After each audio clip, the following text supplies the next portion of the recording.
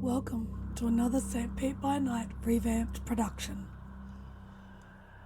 The following is rated for mature audiences and may contain graphic themes that will be distressing to some viewers.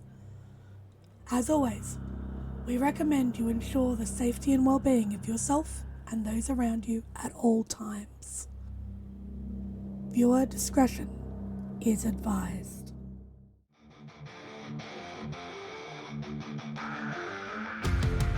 In the heart of night, we rise from shadows, howling at the moon, igniting our battles, cleansing Gaia of an endless fight, until our final days we will fight. Thanks, man, we stand united as one.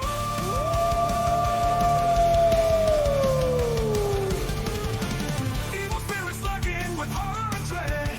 Little light leads us where the brave dare tread. Glory and honor, wisdom in our hand. Together we rise, take our final stand.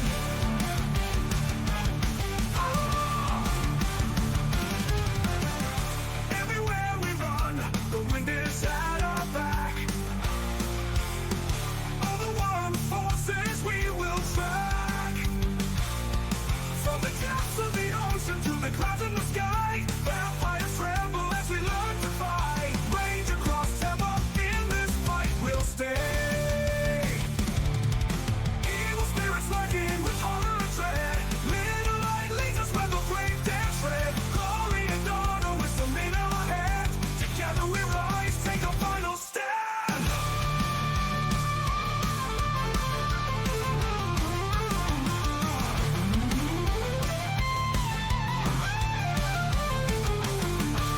Rage across Tampa, in this fight we'll stay. Everywhere with the pack, let the night be our guide. In battles of honor, we shall never hide. Rock will never hide.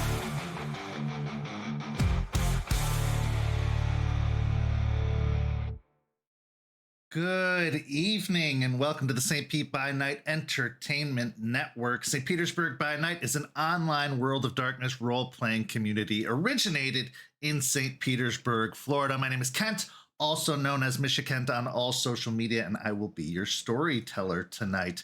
It's Tuesday night, and you know what that means. It's time for Rage Across Tampa, our Werewolf the Apocalypse 5th edition chronicle, where the Sept of the Evening Star attempts to combat the forces of the worm, both physical and spiritual, while also trying to maintain their sanity when dealing with all of the moving pieces that is the Tampa Bay area. But before we get to all of that, I want to encourage you all to go follow St. Pete by Night on all of that social media you see listed down below and in the description. And why not come join our community with over 200 plus members? You could be one of them and discussing the amazing World of Darkness as a whole, as we have started a new segment, the World of Darkness Question of the Day. So get in there, get chatting, and who knows, maybe you could find yourself at one of our tables where we are offering 20th anniversary, 5th edition, and Chronicles of Darkness campaigns, hopefully starting regularly as soon as we can get some people in who are willing to run them. So apply now and join our Discord and get involved. And who knows, maybe you'll see your lovely face along with the faces of these lovely players that make Rage Across Tampa happen. So players, why don't you go ahead and introduce yourselves? Hi, everybody. I'm Champ, Champagne, Bambi, whatever you want to call me, and I will be playing Aspen, Weiss, Philodox of the Silverfangs. Hi everybody, I'm Noree. I will be playing Malicious Jester, the Galliard of the Black Furies. Hey everyone, my name's Preston. I play Jason Dreams-In-Decay Thorne, Theurge of the Bone Gnar. So, players, before we were so rudely interrupted by a spectrum of internet problems, we were in the middle of the raid on Gatorland. But before we get to all of that, let's go ahead and get everyone caught up on what happened last week. First off, Aspen sought the advice and guidance of her patron spirit Falcon, although knowing the bird spirits of the Umbra, they can be very evasive but I do believe she walked away with at least a little bit of insight for the future. Then Jace had a conversation with Artie, trying to gather more intelligence about what had happened to the missing individuals, as well as just catching up, getting a little bit of ragabash wisdom of his own. However, is Artie in the state of mind to offer that wisdom? We'll see. It's kind of here or there. And then finally, Jester went to She Who Shines to get a little bit of clarification from the Mokale about what this mission to Gatorland truly entailed. And then the pack went to Gatorland, and everything seemed to be going well. They even got so far as to breaking into the pen of the American alligators, where they found the targets, their quarry, these hyper-intelligent alligators that seemed to be very aware of the goings-on around them. They broke in, began to sneak the gators out, when everything started to go the way these things often go, which is pear-shaped. Aspen and Jace were confronted by the security guard that they had been trying so desperately to avoid, with 8 alligators in tow. And meanwhile, Jester and Charles had found themselves in another alligator pen, preparing to do battle with a leech that seemed to be haunting or inhabiting these particular grounds. In fact, as Jester went to investigate, the leech sprung up out of the water, trying to grab her and drag her in, but it had missed. So why don't we pick up exactly where we left off? So why don't we start with Aspen and Jace? The two of you have made your way back out onto the concrete pathway with the 8 alligators in tow, the hyper-intelligent alligators that you had been sent to find by She Who Shines. As you were sneaking out through the doorway, Jace, you are feeling a particular roiling in your stomach and in your chest as you had fallen to a compulsion of culling the weak. And right now, the weak seems to be this particular security guard in the situation. So as you stepped out onto the pathway, a flashlight came to illuminate the two of you as well as all of the gators. And in a standoff, this is where our scene begins. What would the two of you like to do?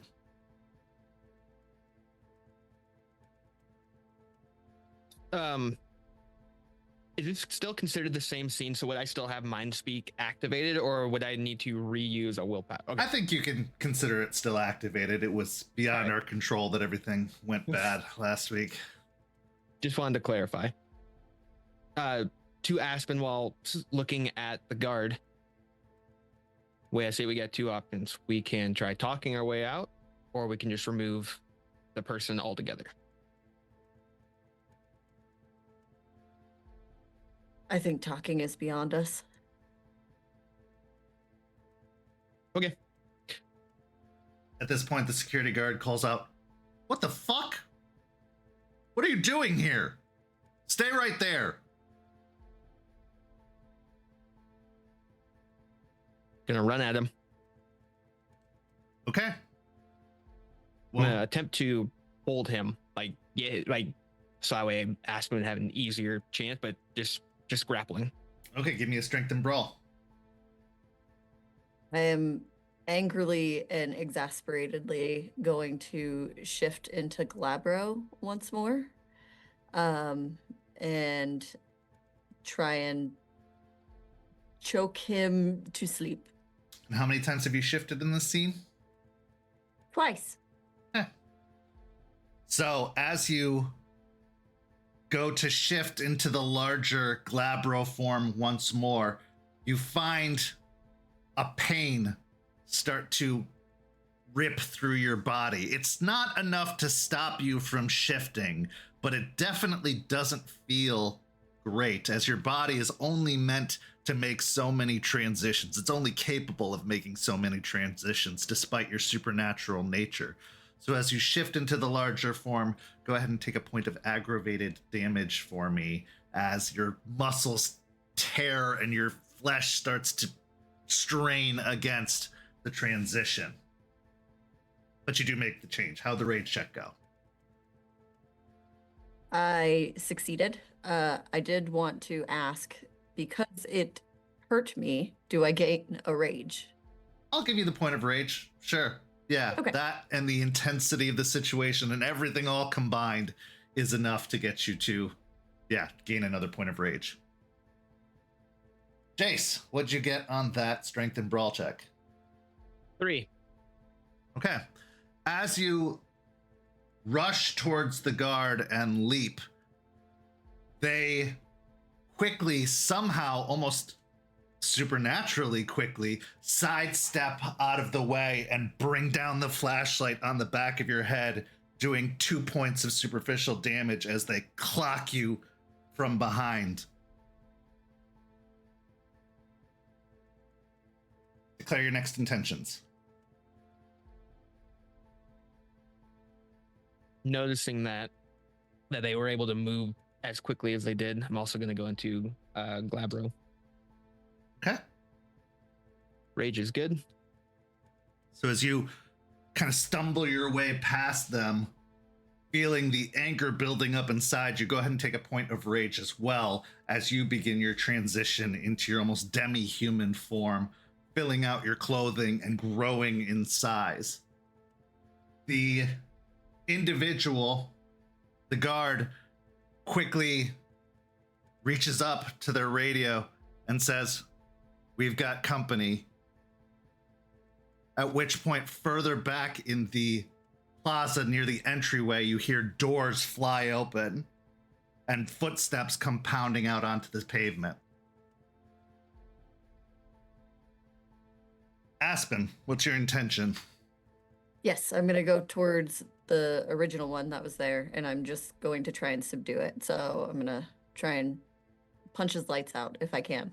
Okay, give me a strength and brawl.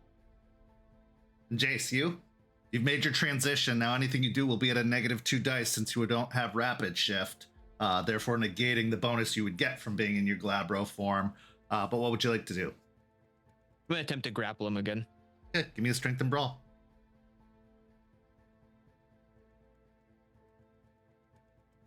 2. That's 5 for me. Okay. So as Jace attempts to reach back towards him again, he gets another flashlight hit upside the head, doing another 2 points of superficial damage. But Aspen does manage to charge in and punch him directly in the face, causing him to go back, reeling a few steps as she breaks up the two of them, pushing them both apart. The sounds of the footsteps that are coming start to get louder as they are running full tilt down the sidewalk ahead. You've got this round, and then they should arrive. If you both want to roll me wits and awareness checks, you can go ahead and try to get an idea of what's coming. Jace, I will say, however, you are at a -1 on that awareness as you are still seeing stars from the mag light you got upside the head twice now. That's fair. 3 for me. 5. Okay, despite your blurry vision, looking down the sidewalk in the ambient light of the many glowing light posts around, you can see 3 more silhouettes of individuals, all dressed in security guard uniforms, booking it down the walkway. Same with you, Aspen. You see the same thing. So, declare your intentions. Real quick, with the wits and awareness that we did, do we see that the alligators are kind of staying back? They do seem to be staying in their original location. They are not moving at the moment. They are watching with extreme interest in this situation. And maybe some hesitation as well. Okay. Aspen, what would you like to do? I'm You still have trying. punched them and they're reeling back, but they're still standing. I am gonna go full charge into them again and try and take them out of the equation. Okay, Jace. gonna attempt to trip him. Okay. Same thing, strength and brawl for both of you. Actually, I'll give you a dex and brawl on that one, Jace, since you were going to probably do a leg sweep. Yep.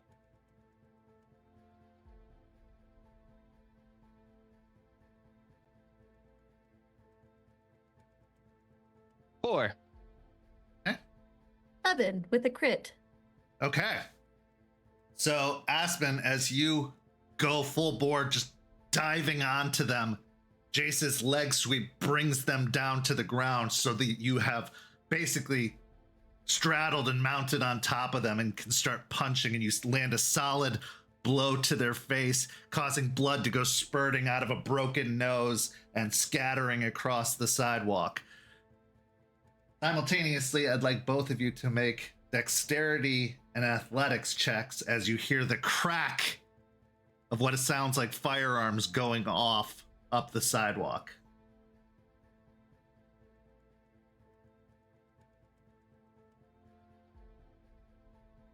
Three. All right, 2 successes for Aspen, 3 for Jace. Aspen, you feel a white hot pain cross your vision as a bullet strikes you in the shoulder. You only take 2 points of superficial damage, so it's not too bad, but it's definitely jarring as you haven't been shot in quite some time, and it's never a pleasant feeling, Guru or otherwise. Jace, you don't get hit. You see some of the concrete, though, break as a bullet strikes it very close to your location. At this point, the others arrive, entering into the fray and the situation. Declare your intentions. So there's 3 of them all together. There's 4 of them altogether. There were 3 more that arrived. Gotcha. Okay.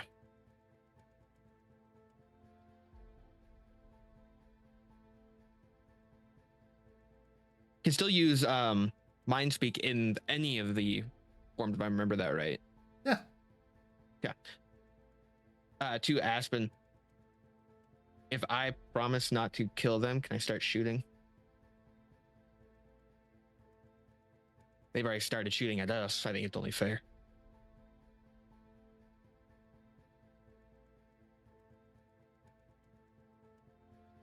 I'm not gonna answer. I'm just gonna keep focusing on the guy. Okay, then make your strength and brawl there, Aspen. Jace, what are you doing? I pull out the pistol and attempt non-lethal, but at this point he doesn't really care too much. Yeah, that's a little bit hard to control with a gun, but you can attempt it. You can try to aim for limbs. If you want to go for non-lethal, I will allow it. However, it is going to be a called shot, which will mean it's a -2. Otherwise, you can just let it fly where it flies. Yeah, we only really need 1 to be able to talk afterwards. So for the time being, just let the bullets go. Okay, then you can either do a dexterity or composure and firearms. With that 1 guard being down, is he more composed now and no more penalties because that 1 is taken care of? Yeah. You're okay. Yeah, you're That's fine. good. All right. Yeah, you're good. All right, we'll do composure and firearms. 5. Okay. And Aspen, what did you get on your strikes? 6. Okay. As you continue, Aspen, to pummel the guard in front of you, you find that it only takes another shot before they have gone limp underneath your straddling form, and you can turn your attention towards the other guards that are approaching. Jace, remind me again what you got on that firearms? 5. Okay. As you look towards the other guards, Aspen, you see one of them immediately go spinning and dropping to the ground as a gunshot rings off from right next to you as Jace shoots one of the guards, sending them dropping to the ground. Meanwhile, in the other pen nearby, Jester, this strange-looking red-eyed security guard leapt out of the water to try and grab you, but as it missed you with its claws, It then backed up, almost sprung back away from you further into the pond. You can still see it. It's not down in the water, but it has leapt back probably a good 10 or so yards back into the center of the pond, or into the center of the water, and seems to be snarling and preparing itself. As it does so, though, it starts making a clicking noise with its tongue. Roll me a wits and animal ken or awareness. What's my rage at? You're at a rage 3 right now. Okay.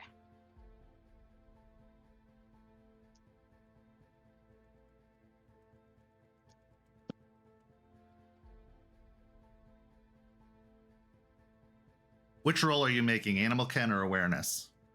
What's an awareness? Okay. 5 successes with a crit.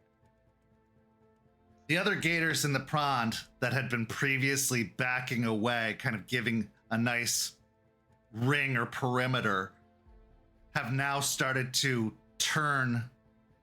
Having looked at the individual in the center of the pond, their heads twitch slightly to the sound of the clicking coming from the individual, and now they have turned their focus laser sighted on you, and the gators start to advance, moving forward, prowling across the cement and the grass, their jaws starting to open as they hiss and begin to advance.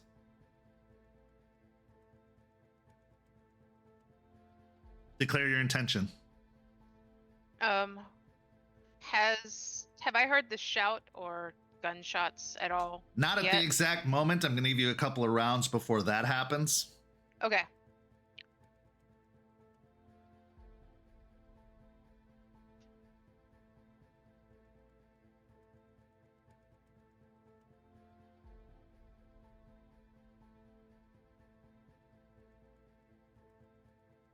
He's 10 feet in the water?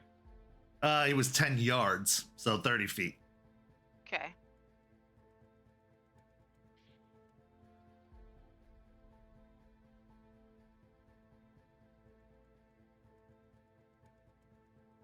In fact, you can see that some of the gators that had previously been on the outskirts have actually moved into the water as well to cross the pond to get to you. Yeah, okay. Shit. Just gonna look at the leech in the water and the gators coming. Kind of just give a huff, and then I'm going to shift into Krynos. Okay, This go ahead is and also going to be my 3rd shift, so okay, make the 2 rage checks. good on the rage checks. As you make the shift, it is a very strong transition going from Hamid into Krynos form. So taking the large, massive war form. Oh, you were in Glabro?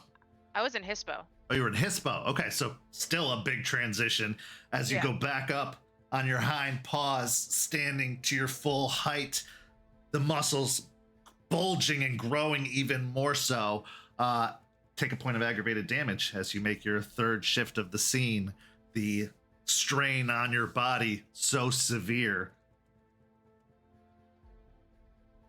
But you may still declare your intention with the -2 due to the transition.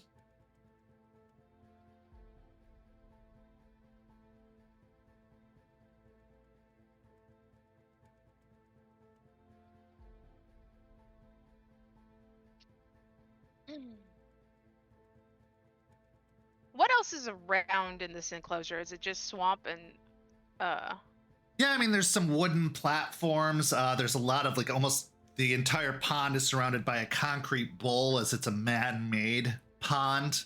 It's not natural, but there are, some features like some fallen logs meant to give it a more nature-based feeling. But what else are you looking for? I'm just gonna pick up a fallen log and throw it at the vampire. Okay, go ahead and give me a dexterity and athletics.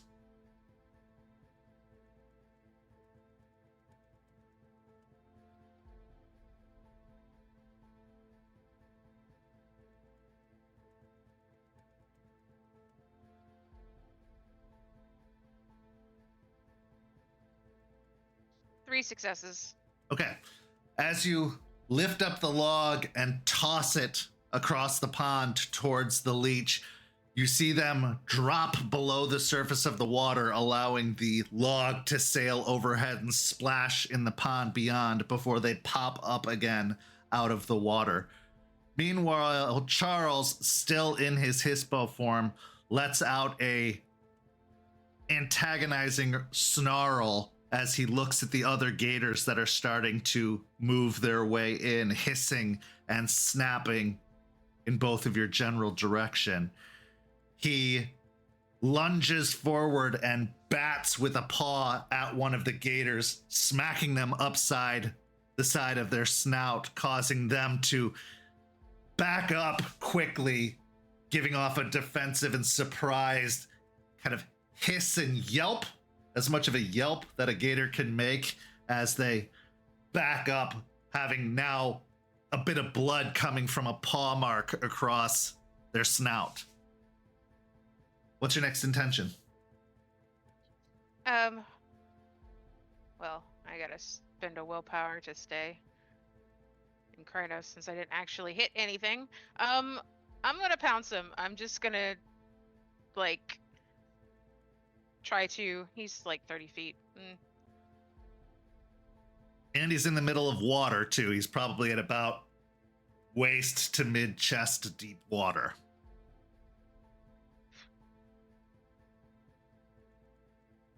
If you had something like Hair's Leap, you could probably make the distance pretty quickly, but because you're running through water, it is going to cause a little bit of resistance. Right. I will run through the water. I'm not going to pounce him. I'm just going to run through to try to get to him and hit him. Okay.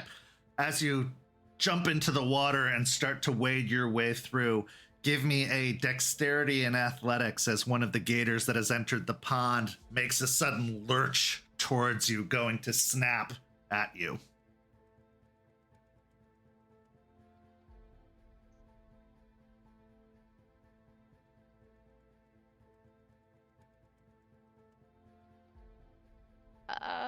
Oh, hey. 6 successes with a crit. Okay. Easily enough, you managed to avoid the charging gator, even possibly deflecting it away with your large Krynos arm, causing it to push off into the water. Go ahead and take a point of willpower damage, as you have not done damage to anything yet, and you are still in your Krynos form to maintain the form. I would say at this point you get up to but aren't able to attack the leech just yet. You're crossing the distance nicely, but the gator kind of distracted you from being able to make any kind of attack at the particular moment. Okay. At this point, you hear another massive splash from off the side of the pool as Charles bites down into the tails of one of the gators and literally throws it with a massive clench of his jaws, throwing it by the tail, where it goes careening off to another side of the pond and splashes back down into the pond. At this point, roll me a wits and awareness.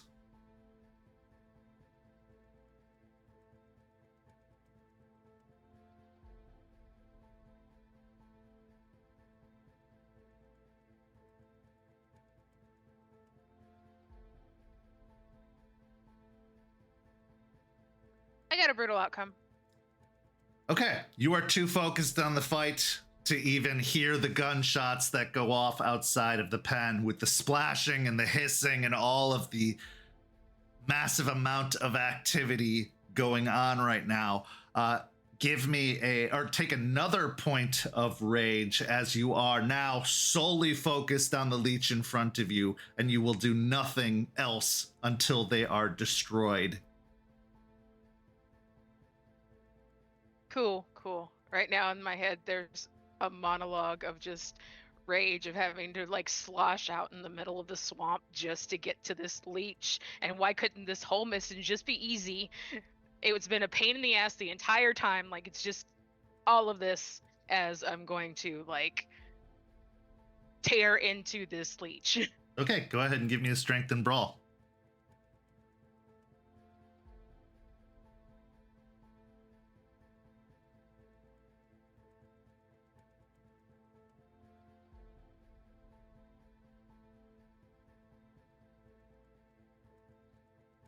You know what? I'm gonna activate. Can I activate Raging Strike? Yeah, go ahead. Okay. I made my rage check.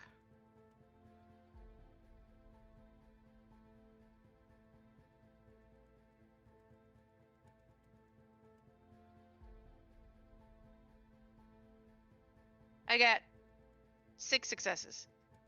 Okay. Your massive arms and claws, you reach across into the murky water, going to attack the leech that is in front of you. You're using claws for this attack? Yes. Okay. You do make contact with your first strike, causing claws to tear into the flesh, ripping some of the wet security guard uniform on his body and causing a raked wound to appear on their chest. It doesn't well up or bleed, as most wounds are expected to do, other than the initial contact that does cause some tearing across the flesh. Meanwhile, back on the sidewalk,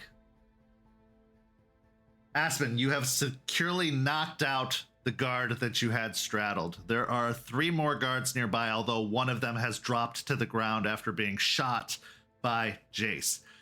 Jace, you did make a very good shot. You probably hit them in the hip or a little bit higher on the chest. They are down and neutralized, at least for the moment. Declare your intentions, both of you. Okay, so a couple questions. Can we see what's happening with Charles and Jester? I would say no, they are in a pen nearby. You can try and make a wits and awareness to hear what's going on in that pen, but with the sound of shouting and gunfire, you are going to have a high difficulty on that. It wouldn't matter because Fangs of Judgment need sight, so. Oh, okay. Yeah, that with the railing and everything of that pen, it's a little bit harder to see inside and tell what's going on. Plus, there's not a lot of light in the pen itself. It's actually quite dark in there, so yeah, you can't tell at the moment. Okay. Other question would be, does that person that went down, does it look like Jace may have shot carefully, or does it look like he shot to kill? You can't tell. There's too much going on to be able to tell one way or another what the intention or purpose was of the shot. Okay, then if that's the case, then I'm gonna go for one of the other 2, whatever's closest. Okay, so springing off of the form, go ahead and make me a strength and brawl. Jace, what's your intention? Seeing which direction Aspen's going to fire at the one adjacent to the other guy. Okay, give me another dexterity and firearms, or composure and firearms.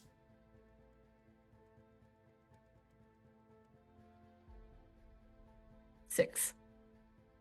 Okay.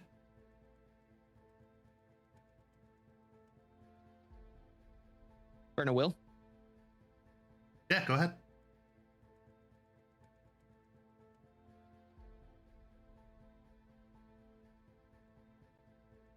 That's 4 with a crit.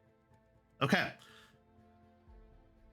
Aspen, as you leap off of the guard that you have already downed, you easily tackle another as he tries to bring his gun to point at you. It goes flying out of his hands as you have basically speared him, tackling him in the midsection and bringing him down to the pavement as well. You can hear a wet thud, or almost like a crack, as his head hits the pavement, being driven to the ground. He is dazed. He is not knocked completely unconscious, but he is down for the moment, and you do have him tackled as well. Jace, as you bring your gun to bear on the other one, this one isn't as successful of a shot, but it does manage to strike him hard enough to cause him to drop his gun as well, sending him kind of backwards as the bullet nicks his arm, causing a pretty good wound in his arm, not burying itself into it though. Next intentions. Make sure this guy's knocked out completely. Okay, so give me another strength and brawl as you go to grab him by the sides of the head and drive him back down into the pavement once more. Jace. This one I will do a called shot. I'm gonna try and shoot him in the knee to try and immobilize him. Okay, give me a composure and firearms, but it's going to be at a -2 since you are going for a very specific location.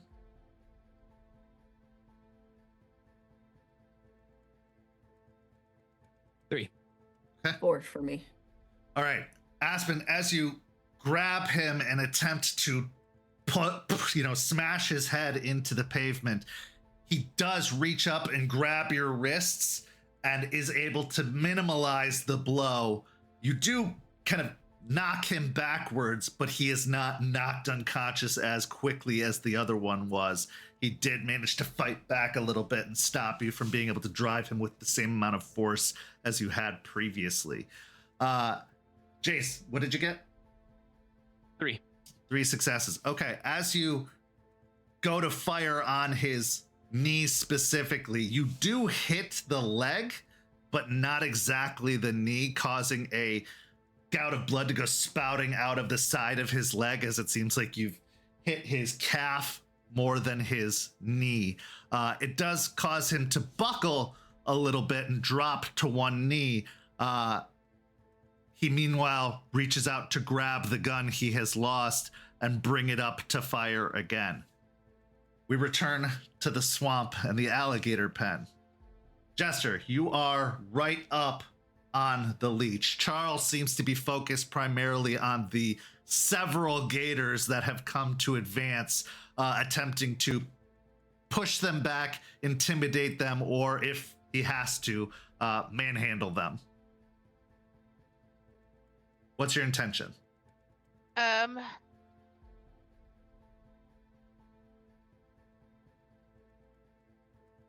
Honestly, I'm gonna try to like get a good grip on the leech, like dig my like claws into him in a grip. Okay, give me another strength and brawl.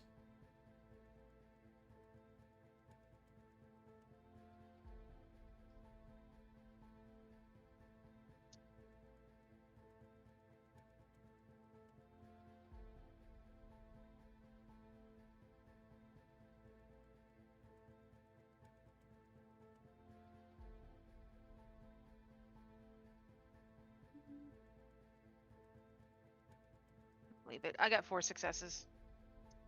Okay.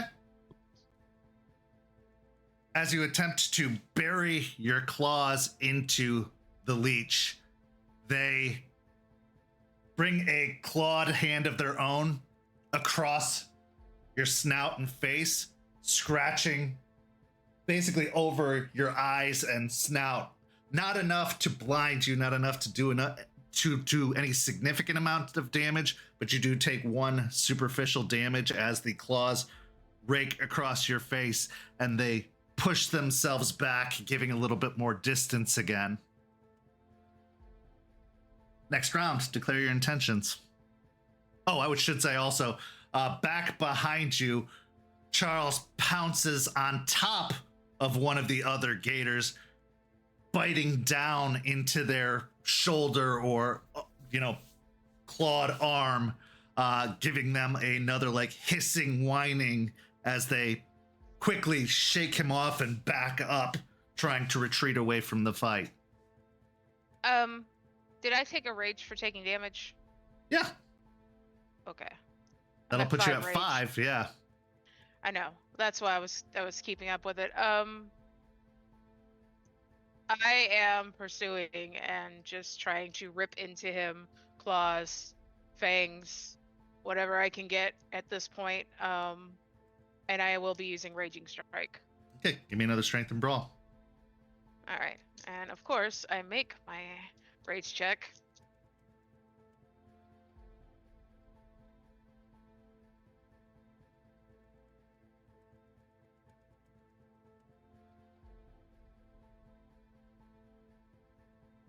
I got 4 successes again. Okay. As you pursue the vampire in the water, attempting to snap out with your teeth and grab with your arms, the leech catches your arms and then suplexes you behind them into the water, just grabbing and lifting you up, even in your massive war form, and smashing you into the water behind them. Go ahead and take another 2 points of superficial damage as you are brought down into the water.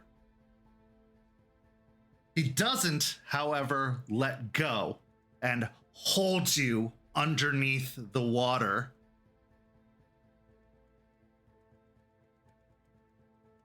Okay.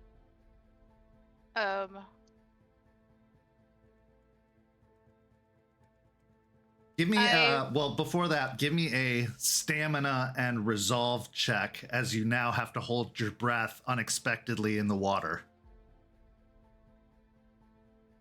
Okay.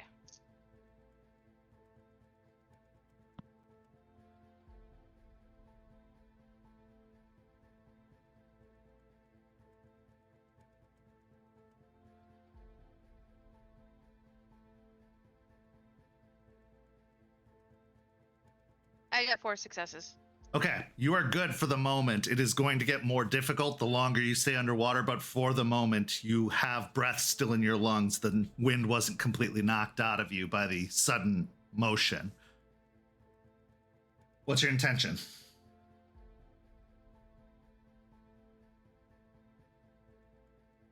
So I'm on my back, basically. Yeah, under the water? basically you were brought over, ass over elbows, into the water, and you are currently on your back. They have flipped over on top of you and are holding you down into the water.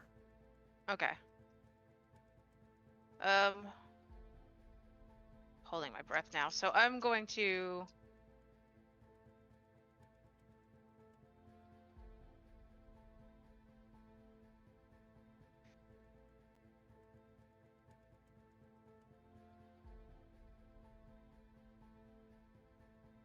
attempt to honestly like flip him over so Okay. that I'm on top. All right, same check, strength and brawl.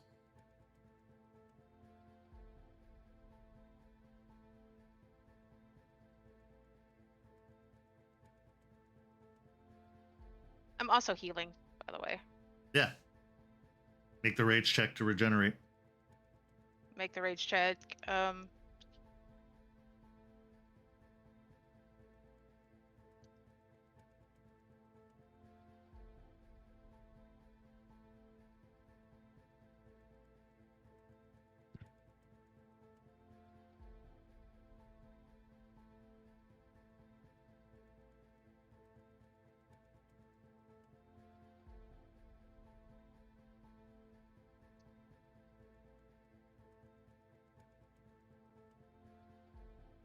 Too many dice.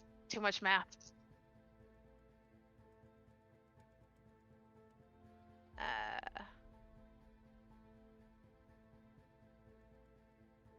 I must spend a willpower.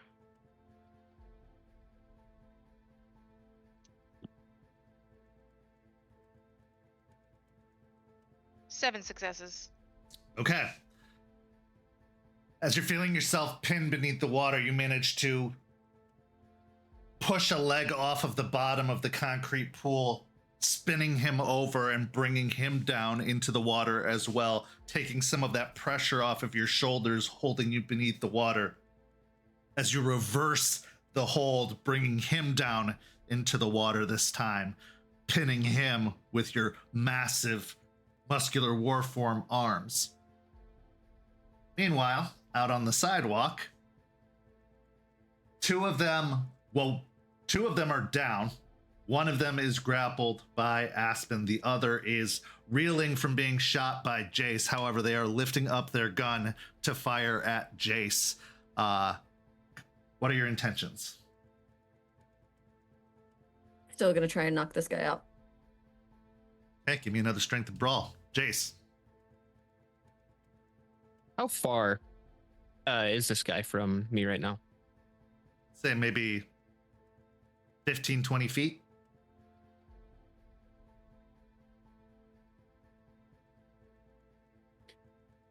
To run up and hit him with the gun, would that be considered melee? That would be melee. It is a weapon. Be like the same as using a club or bat or something Fair. like that. Then never mind. I'm gonna just shoot him again. Okay. Go ahead and give me a composure and firearms or dexterity and firearms.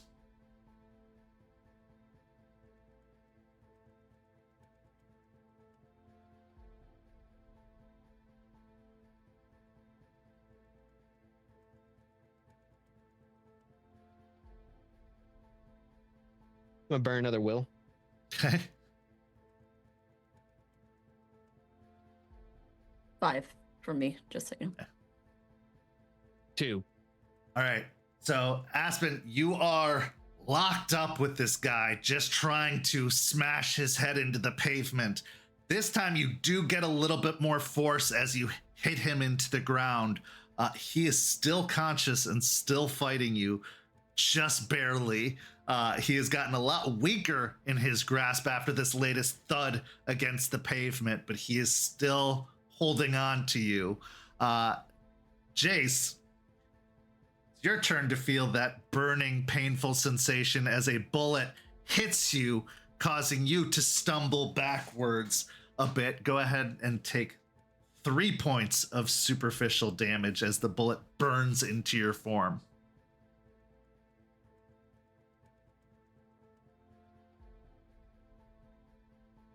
Next round, what's your intentions? I'm going to heal a superficial, and I lost a rage, so I'm at 2. And then I'm just gonna try and get this guy down. Another strength and brawl. Jace. I'm also going to heal. Okay. Rage is good. And then attempt to shoot him again. Okay. You feel your wounds starting to close, both of you, from the exertion.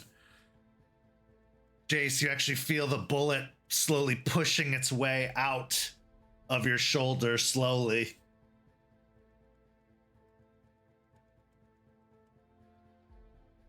Four. 4, okay. And Aspen. 5 from me. Aspen, one last thud is enough to do it. You feel their grip weaken as you smash them into the pavement. Now there are cracks literally forming in the sidewalk around you. But with this last push, his head hits the pavement once more. There is a good sticky amount of blood from behind his head where it hit the pavement, but he loses consciousness as you smack him against the ground one final time. Sorry, Jace, what'd you get? 4. Okay. Another shot hits the individual, causing them to now also drop to the ground as they have been knocked backwards by the last shot. For the moment, combat is halted. Both of you go ahead and make a wits and awareness check for me.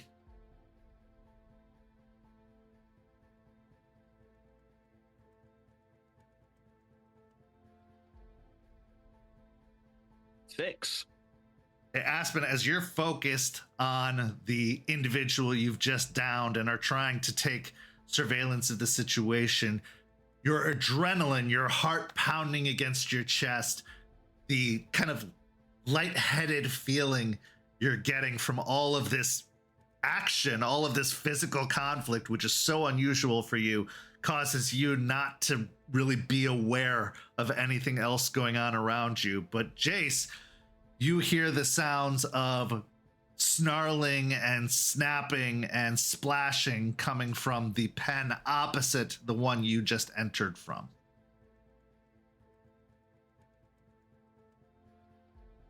While walking over to Aspen, can I heal another soup real quick? Yeah. Wait. All right, I lose a rage. All right. But you do still heal. You feel the bullet push the rest of the way out, clinking to the ground next to you. Get up next to Aspen. Sounds like a good chunk of more fighting over there. I'm okay with just hanging out here if you want, and then we can keep an eye on these guys or try and get the gators out. How close is the utility shed? The one you just came from? Like Yeah. Maybe, I mean, the entryway to the shed is probably 20, or to that alley is about 20 or 30 feet. And then the shed's another like 10 or so feet in. Take care of the people, and I'm gonna head towards where the sound's coming from. Okay. Meanwhile, over in the pen, Jester, you have reversed the grapple that the leech had on you, and you have now splashed them underwater. Based off of the way they are still lashing against you, being underwater doesn't seem to be a problem for them whatsoever. What's your intention? So I'm gonna suck in a breath and hold my lungs as I rear back, and I'm going to bite into him. Okay. Give me a strength and brawl.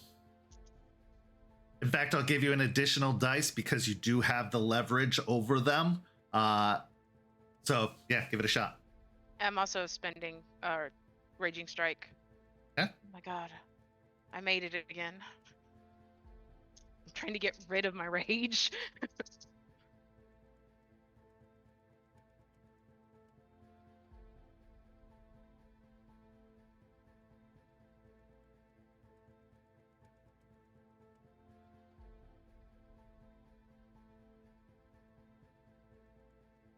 Ten successes.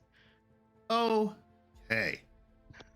As your muzzle plunges into the dark, murky water, you find your jaws latching on to the head of the leech. Give me one strength and athletics check as well.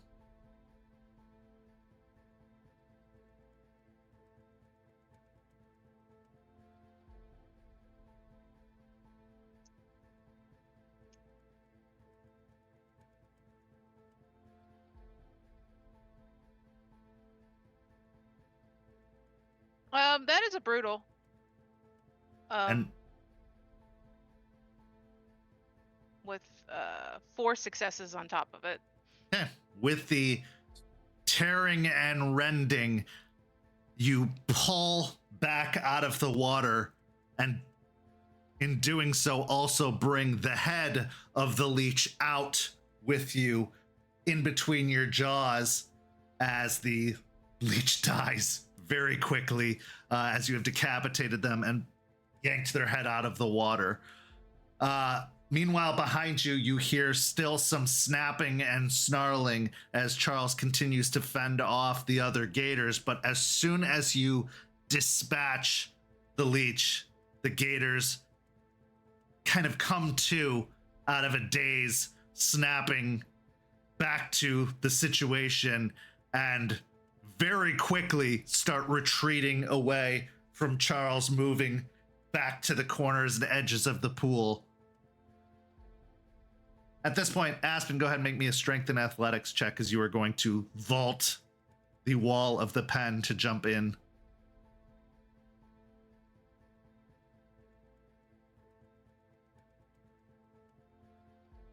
Four.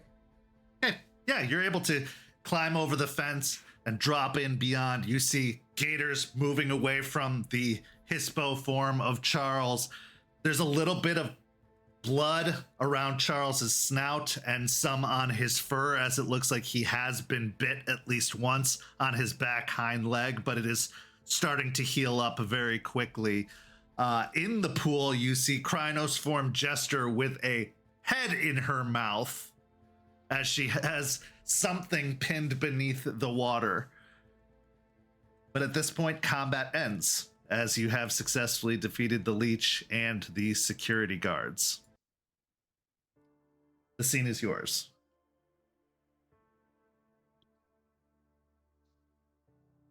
A grimace over at Jester with the head in her mouth.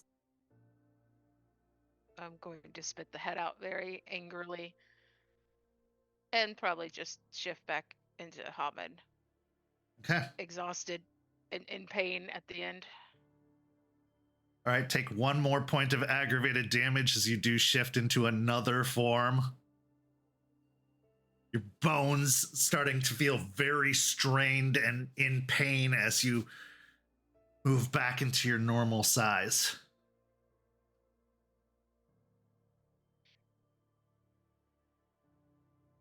clumsily, tiredly climb or walk out of the swamp. Trudge out, really.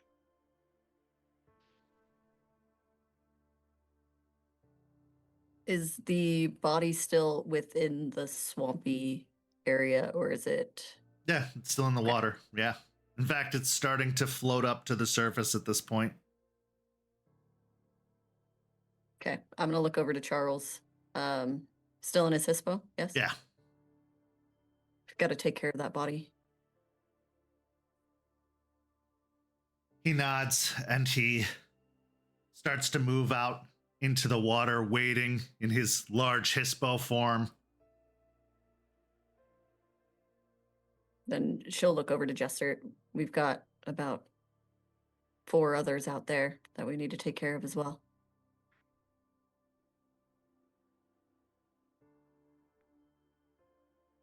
Leeches?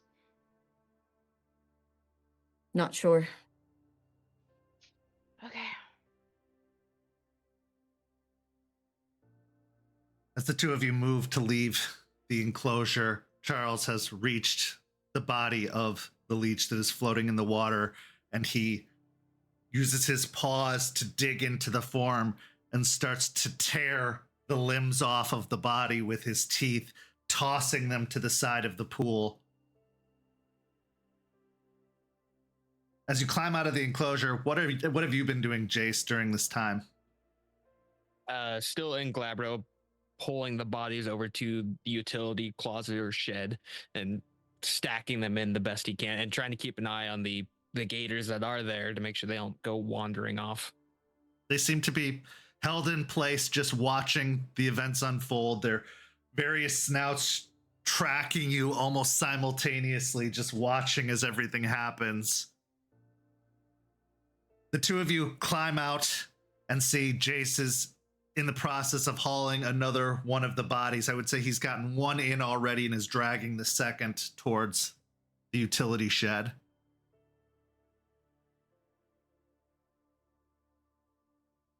How'd it go? Looking over towards Jester as he's pulling the body.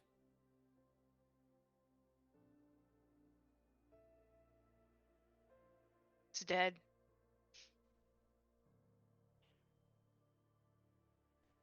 So are we taking these bodies with us? Can I kind of scan over the bodies and make sure they're all just unconscious and not dead? Sure, give me a wits and medicine.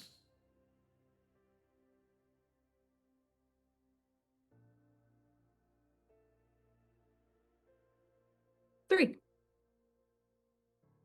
None of them are dead, but two of them, the ones that have been shot, if they aren't seen to, will probably bleed out.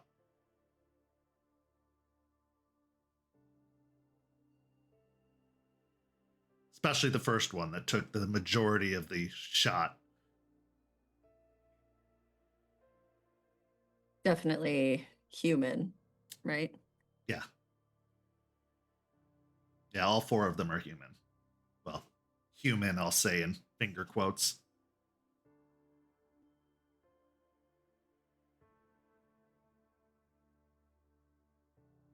We've got to kind of side-eye Jace. We've got to get some of them medical attention if we don't want them dying here.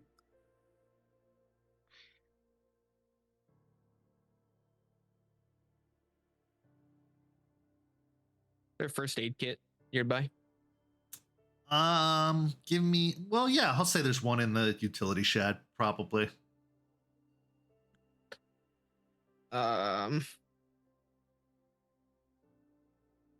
You'll grab first aid kit. I have basic understanding of how to do this, or are you suggesting we take him to like a hospital? Look over to Jester. Think we could just drop him off to Ivy? Yeah. She'll reach in her pocket and then be like, check to see how wet her phone is, and then be like, shit.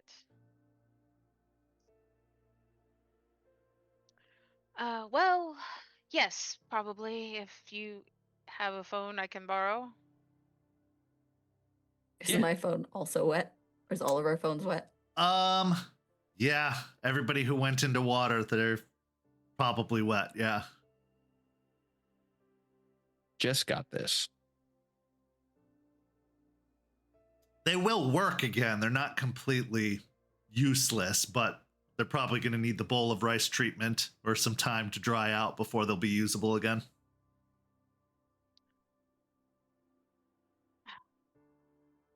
Well,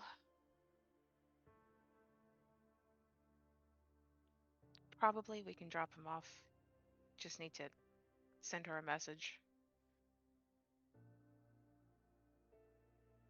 I think Jace and I can do that if you want to get the gators out of here and somewhere safe with Charles. Okay.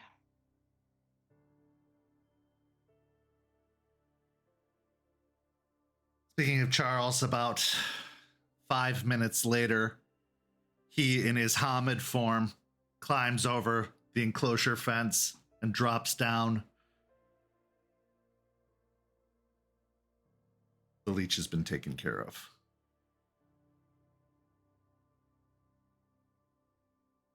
Good. We need to get these bodies, these people, we need to get them medical attention. And we need to get the gators out of here. So we're, with no phones, trying to figure out how to get that done. He looks over the scene, looking at the blood on the concrete. It's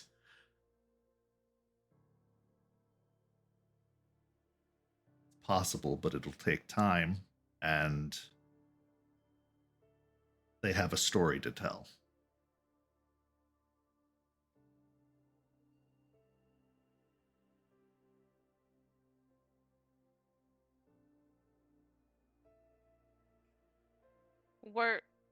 Were any of the guards the one we saw at the when we were investigating before? Yes.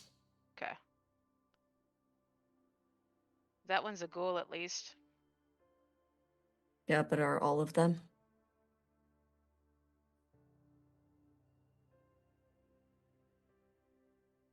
I mean, we all have an ability to smell them and tell.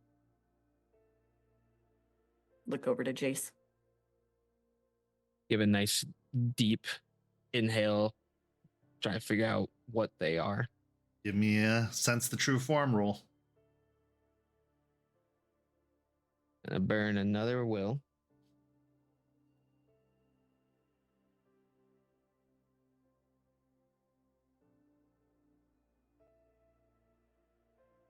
Another 4. They are all ghouls. As you pick up Have the you take- scent, Take a nice deep breath in. Now these all have that rot to them.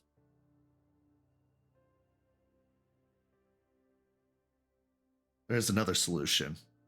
I'm not sure you're going to like it. Feed them to the gators. No, that would still potentially leave evidence. Call Bateman. Tell him this is his mess to clean up.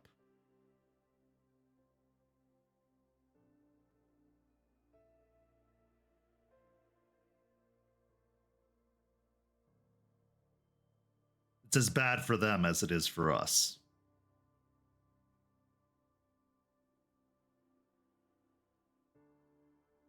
She'll stare at Charles for probably way too long. Fine. Or we take care of them ourselves. Bury them somewhere off property.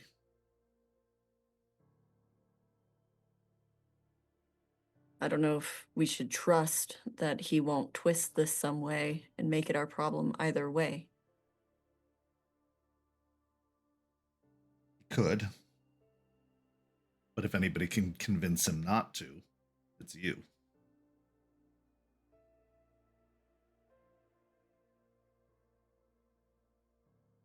Another option. And the one who, she who shines, she might want to do something with him. Have someone else take care of the problem. third party it in a way. That is a possibility. If you wanted them to disappear, taking them to the swamp would help. Still doesn't account for taking care of the scene. She points to the blood. I'm pretty sure we could clean that up if we wanted to take the time to do so, at least enough that it'll do.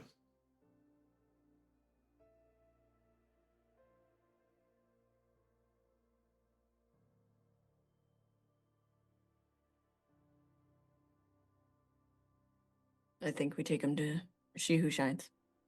I think if we do that, it's retribution, it's whatever justice she sees fit. And also, we take care of it and we take Bateman out of the equation. It's a good choice. I was hesitant to suggest it, but might as well make use of this treaty as best as possible. I'm not one for racking up debt, though. Fair.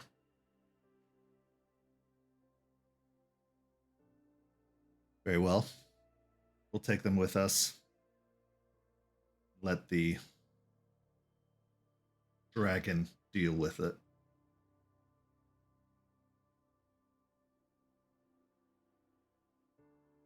As the group of you gather up the bodies once more, Jace having to drag the one he'd already stowed away back out again.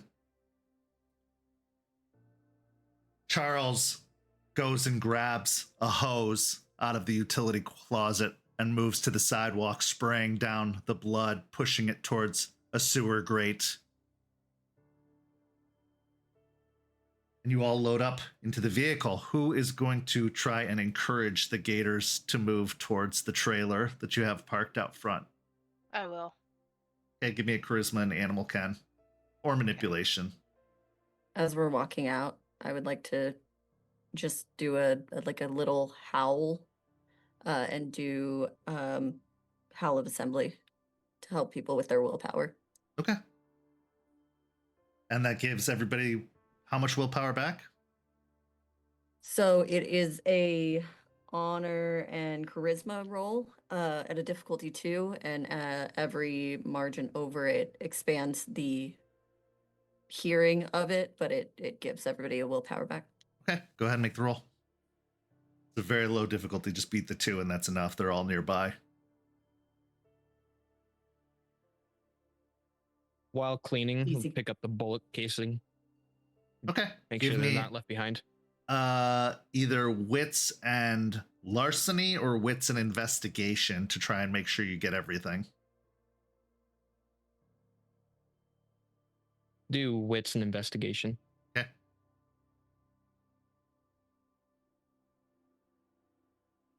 What'd you get, Aspen? I got 4.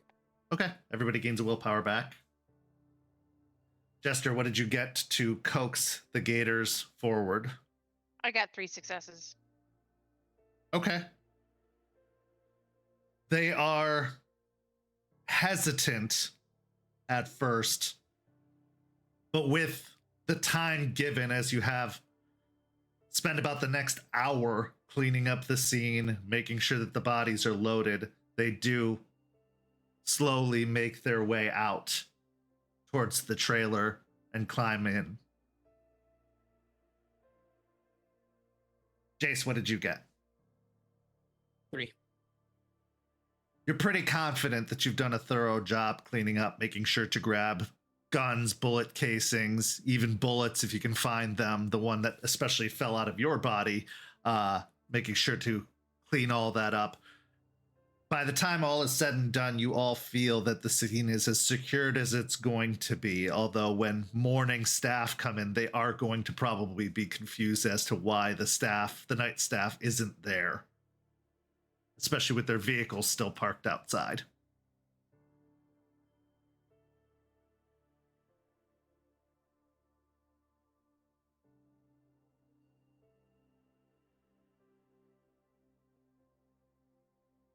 With the gators loaded up, you climb into the vehicle and begin the drive to She Who Shines.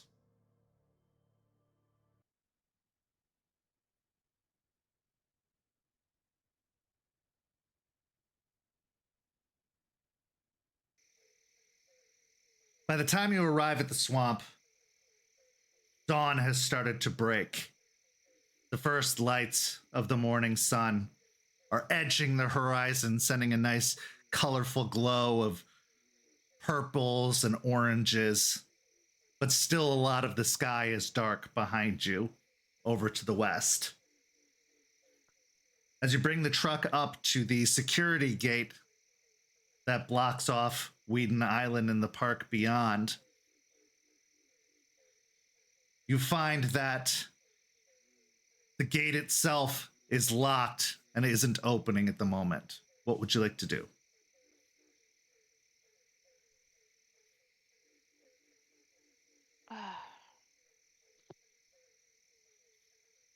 Can I see any of anything through the gate, like any movement? Give me a wits and awareness.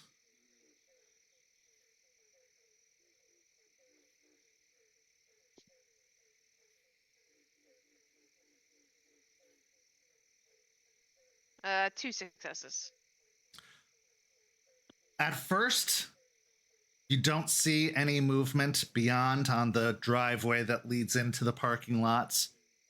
But after maybe 5 or so minutes of looking, you hear some of the nearby shrubbery get disturbed, like the snapping of twigs, the rustling of leaves, and you see one of the gators crawl out from the undergrowth and look up towards all of you beyond the fence.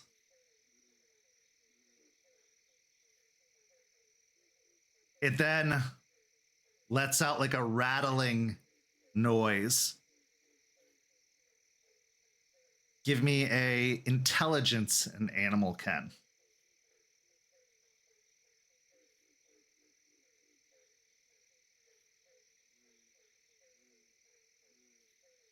Ugh, I'm gonna spend a willpower.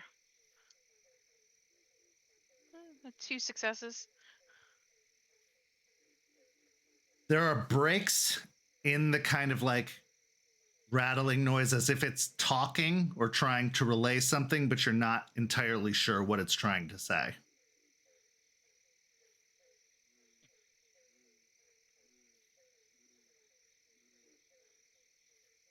Hey, does anybody speak Gator?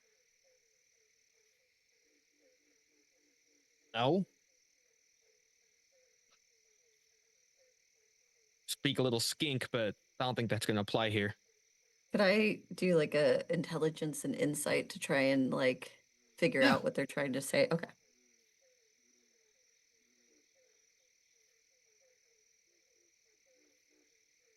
Four. Okay. You can tell that the gator is starting to get frustrated after not being understood, but it starts again making this like type noise with breaks in between.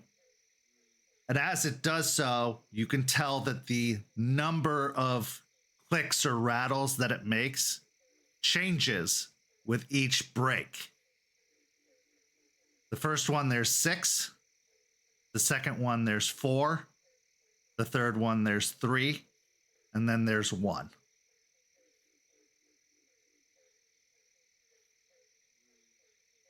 Six, 4, 3, 1. I try to put it in the lock. Is there a code on the lock? There is a punch pad near the gateway, and as you put in 6, 4, 3, 1, you start hearing the grinding of motors as the gate starts to open. I guess I speak Gator, and I'll walk in. Glad get somebody back. does.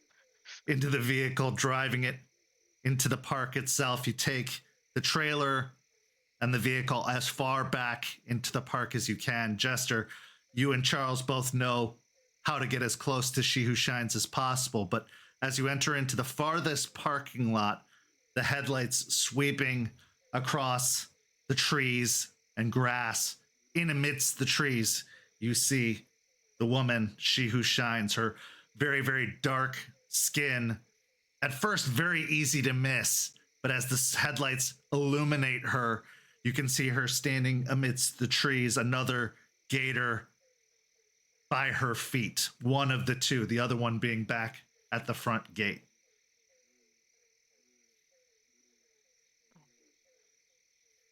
As soon as we stop, I will hop out and move towards the back of the truck. Okay. As you move towards the back, undoing the latch and lock that hold the trailer closed, as soon as the gate opens or the door opens, the gators warily stick their noses out and start to slowly climb out of the trailer. As soon as she who shines sees them starting to exit the trailer, she lets out a soft hissing noise from her teeth, and the gators look over in her direction and begin to crawl over in that direction. She who shines steps out of the trees, entering into the parking lot. She looks to Jester. Is this all? Yes. Unfortunately, I didn't get a chance to ask the other gators, and they didn't seem very keen on interacting with us. There was a leech there. I guess it set up its territory there, feeding off other gators. As We you had to say kill it. that, her lips curl back from her teeth, and you can see that she has pointed teeth in her mouth as she lets out a slow, rattling snarl. It's dead. However, it did have ghouls, which we brought in case you wanted to deal with them. They are wounded. She nods and moves over towards the vehicle, looking upon the 4 still unconscious bound forms of the ghouls in the back. Give me a charisma and persuasion check.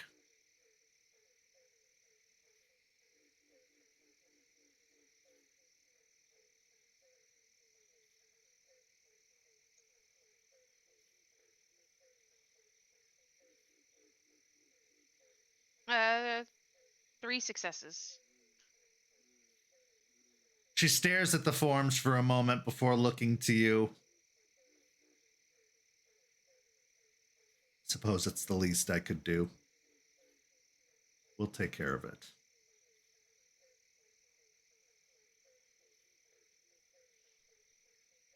Excellent.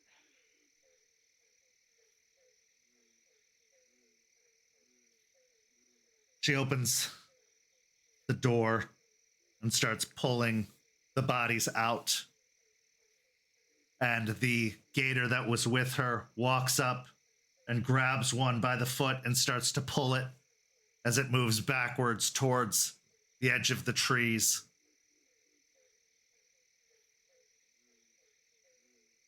Good work. Adequate work. I had hoped for better, but you did what was asked. Thanks. I mean, no leech. Other gators won't be preyed upon, so, maybe it's a little more than adequate. Suppose they are still confined, but that is a matter for another time.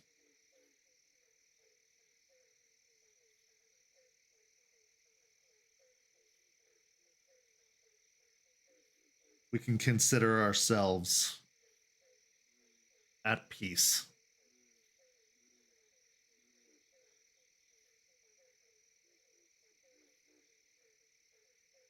Good. We'll look to Aspen. I was hoping for a bit of a working peace. If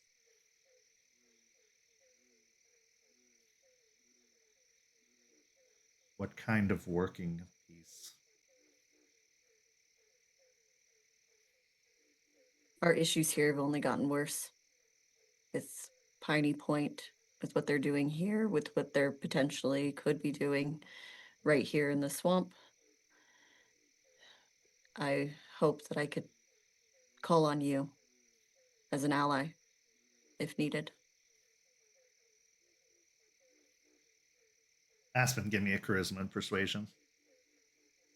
Can I add my favor? You can add your favor. Can she add being pretty? You can add being pretty, yes.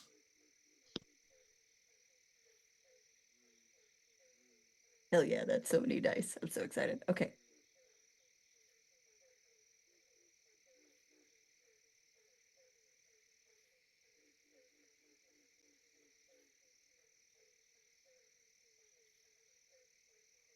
That is 8 with a crit. She starts to consider before looking towards the gators that have crawled out of the trailer. She lets out another rattling throat call, as well as a hiss, and those gators begin to move towards the clearing, a couple of them stopping to also grab some of the unconscious individuals and drag them towards the edge.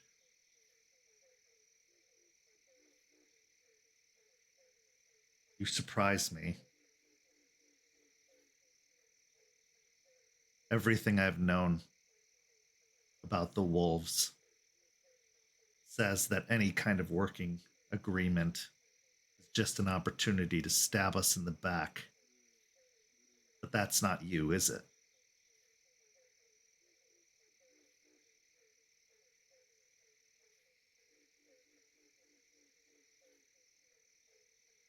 You've assisted me twice. You've returned my family. You have purged my swamp.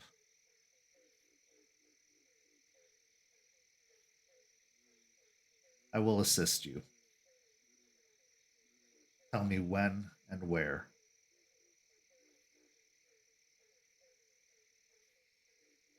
I'll let you know as we get things in order. I appreciate it. And just because we've done these things for you doesn't mean we won't continue to help you if you're needing.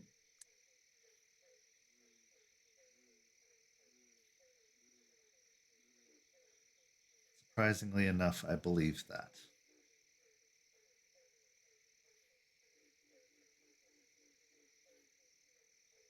But what will you do when the others come?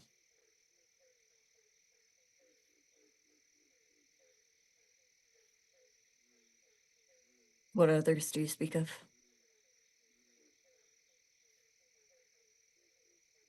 To be quite frank, there's a lot of others coming around here, so specifying is a little bit important.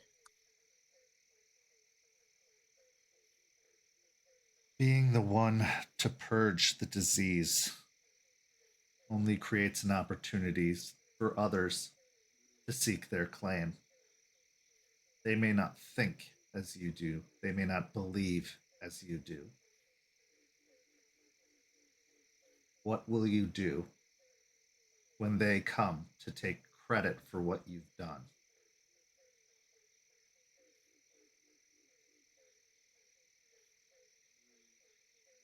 We fight against them too. We stand for something here. And that doesn't always mean tooth and claw. Sometimes it does. But we stand for something here and we believe in it. So in whatever way we need to fight to keep that sanctity, we're going to do. Even if they're your own. Even if they're my own. The ideas, the old way of thinking needs to be purged. And that, as silly and as hope-filled as it sounds, that can start here, especially if they come here and try to stomp that out. We've seen a lot in the past 2 years. We're not stopping now, and we don't plan to for quite some time.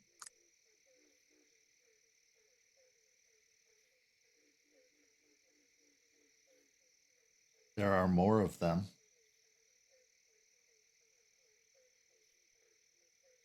For now, but things aren't so good for them.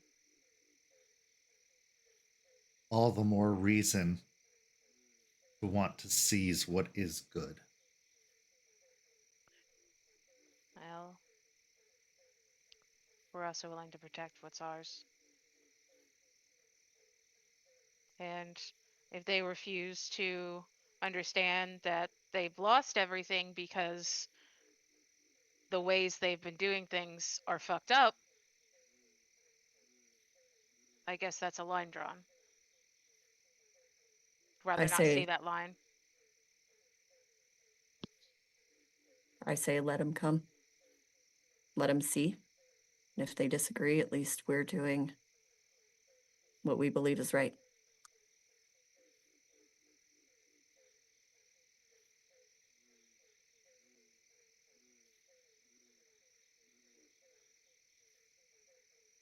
I have lived in peace here for a long time. I seek for that to continue. Anything that threatens it will be dealt with.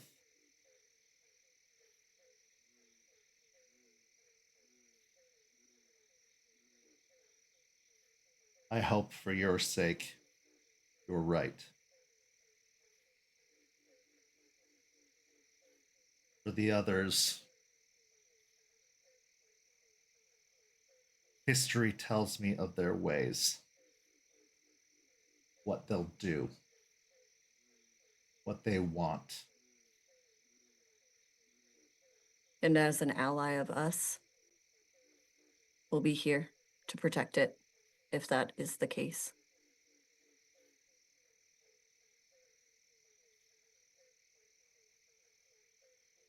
I believe you.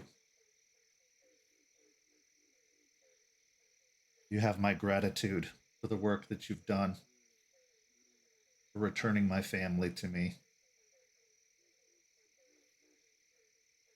And when the time comes, you call upon me, I will answer.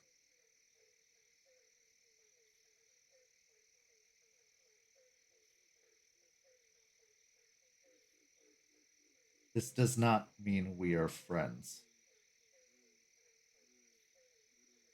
but it's a start. We grow on people. That you do. She looks down to the last remaining unconscious guard and reaches and scoops them up onto her shoulder.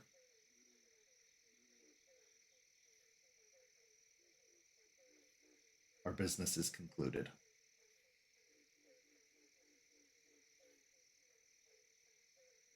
Thank you. And you.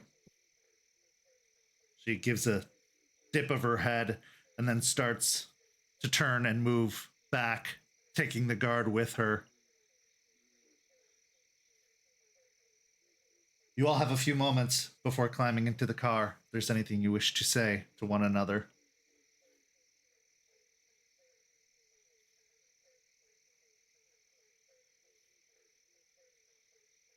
I will say, for the most part, I'm so glad you deal with all of this, Jester. I think you'd like her.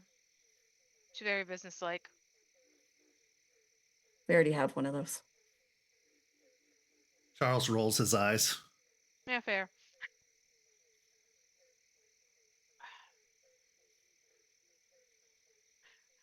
I see a bubble bath in my future.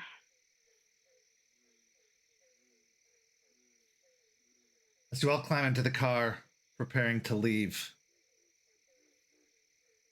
as successful as this was, that good feeling that you have of triumph is shaken as soon as the screams start to erupt from the trees behind you. The sounds of flesh and bone tearing and breaking, surrounded by hisses. But the business is done, and at least that's something. And with that, we go to break. We'll be back in just a few minutes with the second half of tonight's story. St. Petersburg by Night is brought to you through collaboration with our partnered vendors, Dramatic Creations, Panchi Artista, Ember Fox Dice, Devlin the Bard, Champs Tramps, Howlin' Hop Tea. Links to our partnered vendors as well as our Twitch and YouTube channels can be found on our website, stpetebynight.com. You can follow SPbN on all socials with the hashtag StPeteByNight. If you wish to support our program, you can do so at ko-fi.com/stpetebynight to help keep the stories rolling. Welcome back. In the first half, we saw the pack handle the Gatorland situation finally and return with the family of She Who Shines. Now, in the second half, we find ourselves at the apartment of Artie and Aspen. Jester, as you arrive, you see that a good deal of the apartment is packed up at this point. There are boxes stacked up off to one side, and aside from the furniture, there's very minimal decoration. In fact, a good amount of Artie's computer setup has been disassembled except for the bare necessities: 2 monitors, the computer itself, keyboard, mouse. As he welcomes you in, he gets you something to drink and goes and sits down at the computer desk. But instead of typing rapidly as he has been, he seems to have his attention fully focused on you, at least at first. Though you can see that he is occasionally looking over his shoulder back at the monitors. Hey, so, been a while. Hey? I guess it has, hasn't it? We kind of just fell off, didn't we? It's a busy time, to say the very least. Yeah. Look around. When are you guys moving into your new place? Hopefully later this week. We got the lease agreement all signed. We're all set to go. We just got to make the actual move, which is the worst part of all this. But Aspen wanted to move closer to the cairn, and it's about time, I think. How are you? How's things going? Give me the whole catch up. Did good at Gatorland. Thanks. Yeah, so I guess that's one thing I can cross off the list, thank God. Pretty well, I guess. I mean,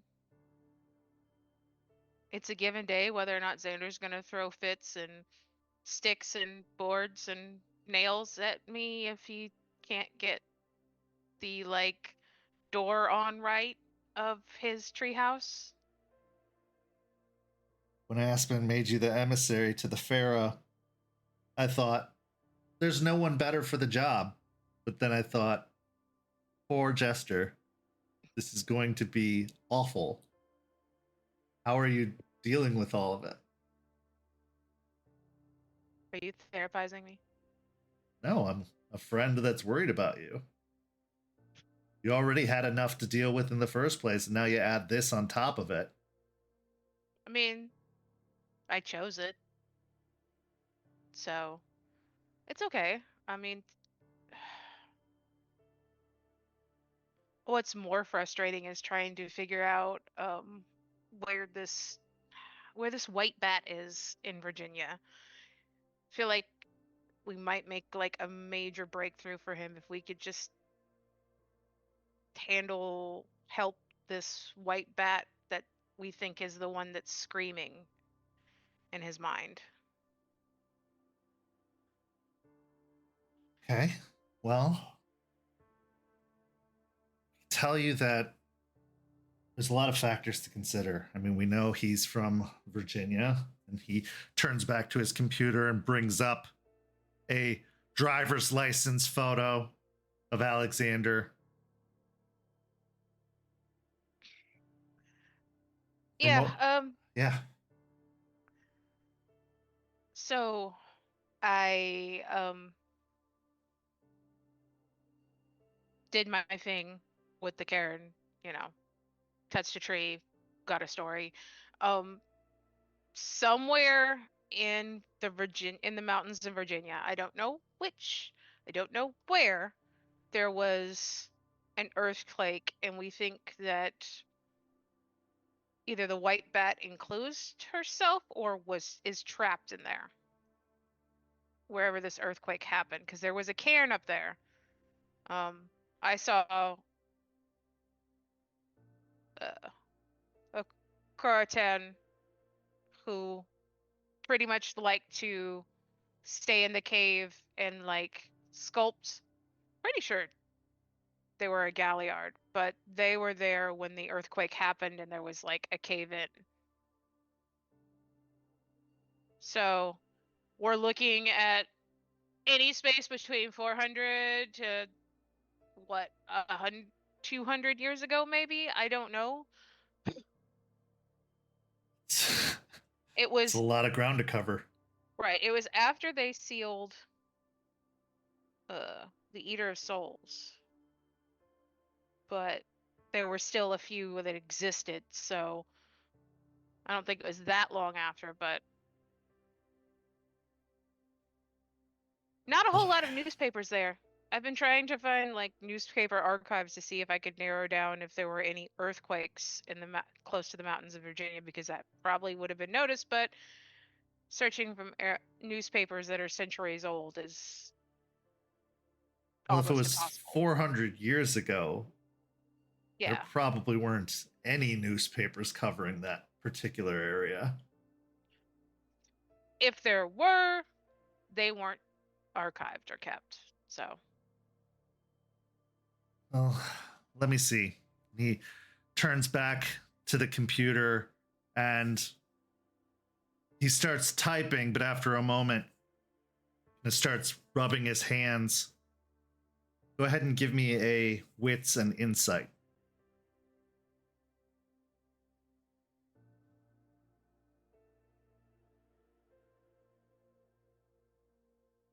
three successes?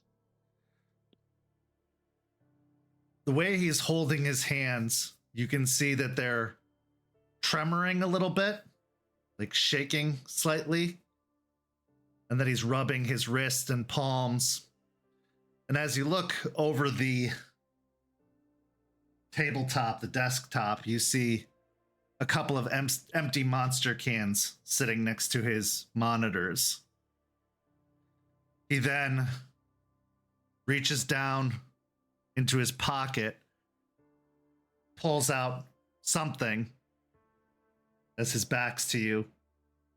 Then a moment later, puts something in his mouth. He then takes a deep breath and then goes back to typing.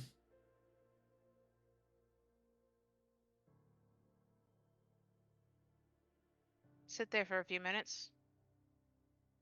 Back to drinking monsters? Thought you switched to coffee. Doesn't have the same kick that I need lately, but it's fine. Monsters and caffeine pills?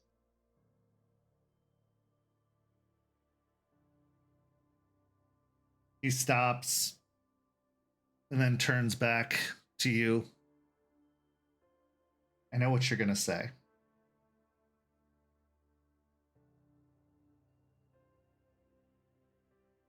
You're not the first concerned look I've gotten.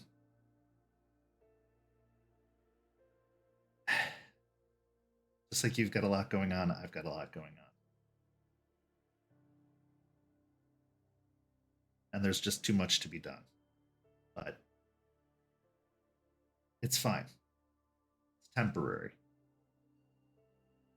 once this is all settled, once Piney Point is handled, everything can get back to normal as it can be for us.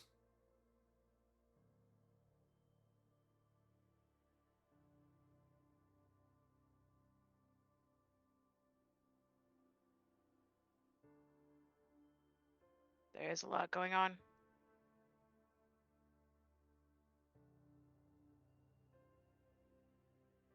What do you need help with?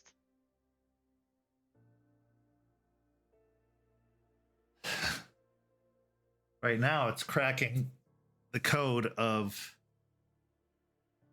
a device that can, without doing much harm, coat an entire area with this concoction.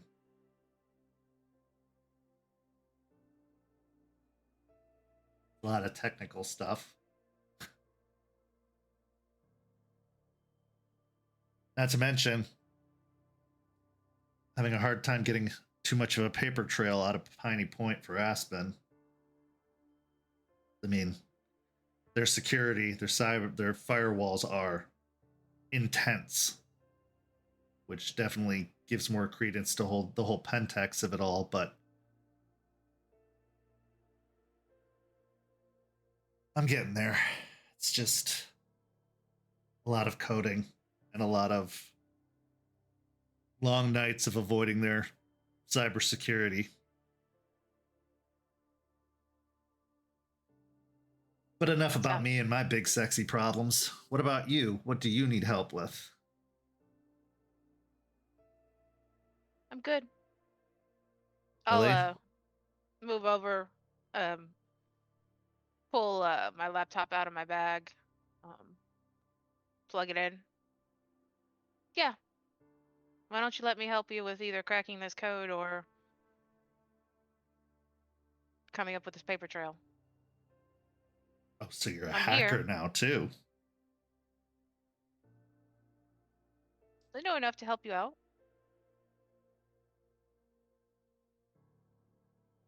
I think the most difficult part is just prioritizing it all. We've got so many things going on right now. I mean, I'm glad we can scratch the gators off of the list. So what's most important? Or immediately important?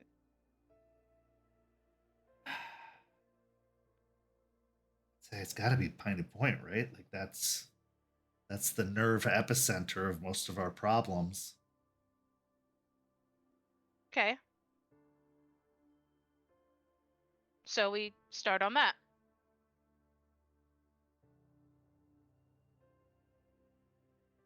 You've already got enough on your plate, Jess. I just got something taken off. Oh, good. So the other, 150 things you do every day can wait? Some of it can. What about that? The stuff that can't?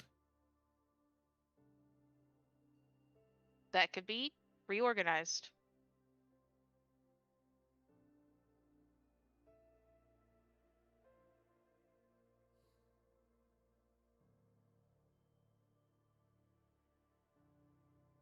What do you need help with, Jess?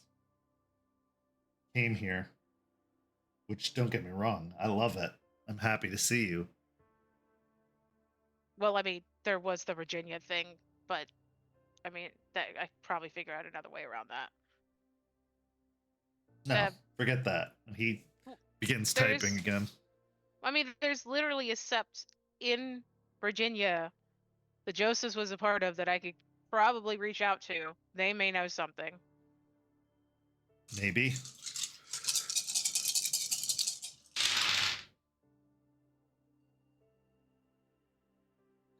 At this point, he brings up a satellite mapping program like Google Earth. And he begins typing and zooming in on various parts of the mountains. And then he stops.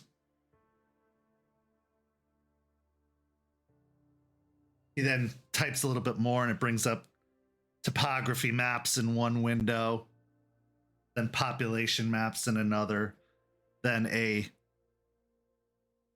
kind of like a storm tracking or weather tracking app. And he starts zipping through, going back in time.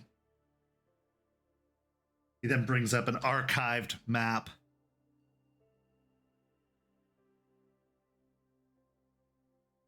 You said an earthquake? Yeah. There aren't a lot of fault lines around here, but See, that's why I thought it could have come up in some sort of newspaper, even maybe not one that was in close to a town that it was near, but maybe it wasn't an earthquake, but a rock slide. maybe. I mean, an earthquake is a pretty big deal. You're right. That should be documented, but those are more on the west coast of things, not over here. But if we look at this, and he starts highlighting certain areas along the mountain side, there are a number of rock slide patterns. Looks like areas where there's been a shift.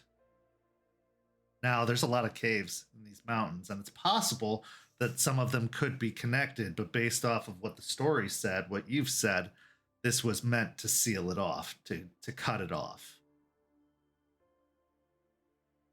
But also bats, spirits or otherwise, need certain conditions. So we can rule out some of these. And he starts kind of Xing off certain formations on the map.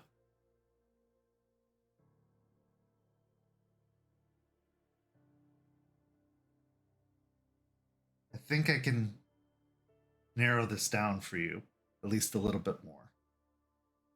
He reaches over and grabs one of the cans and takes a sip of it. Give me like 24 hours and I'll see if I can get something to you. Okay.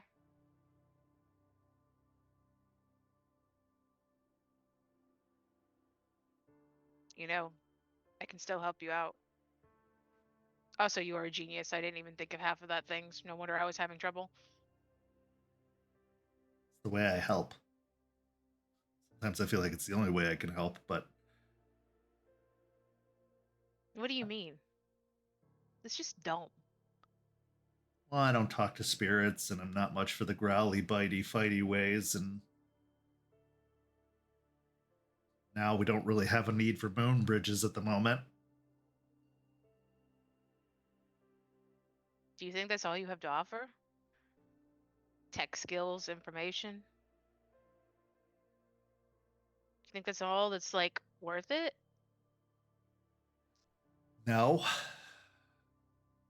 I know that I also... Deal help with people- everybody's shit? those that'll talk to me about it.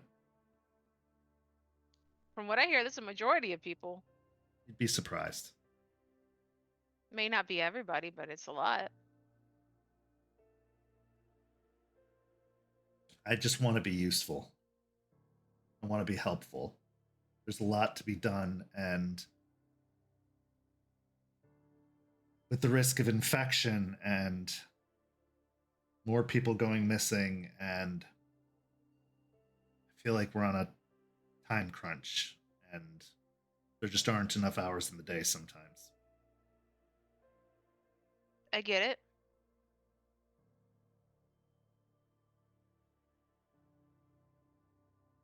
I would say you're probably one of the most valued people in the Sept. You bring something that nobody else can bring. I don't doubt that everybody cares about me, that everybody likes the things that I can do, and I know it's valuable. I just wish I could do more. That's all. I think we both wish we could do more. Yeah, like but you're this. actually doing it on your what? 4 hours of sleep a night? Is that what you're down to this point? It's up to 6. Oh, good. I followed some advice and took some things away.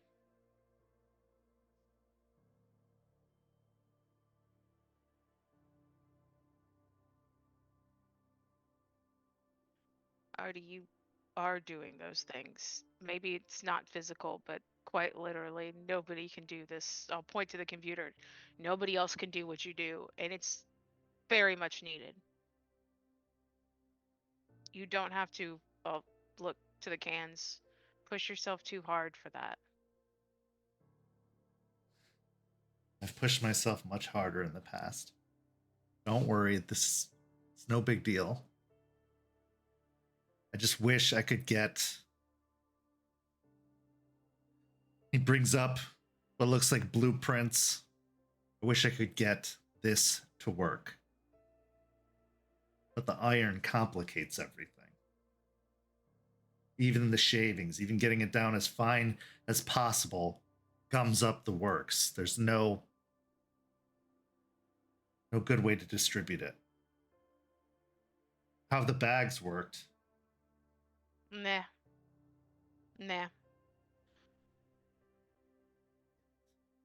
Let me take that one.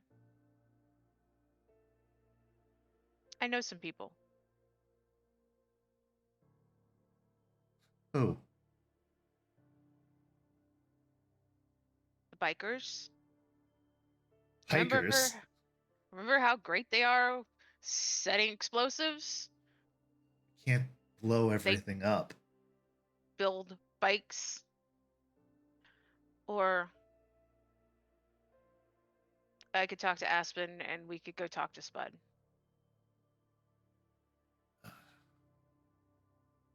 We worked with leeches enough already. At least this one didn't mentally turn my boyfriend into a spy. No, this one is just slowly poisoning us one at a time.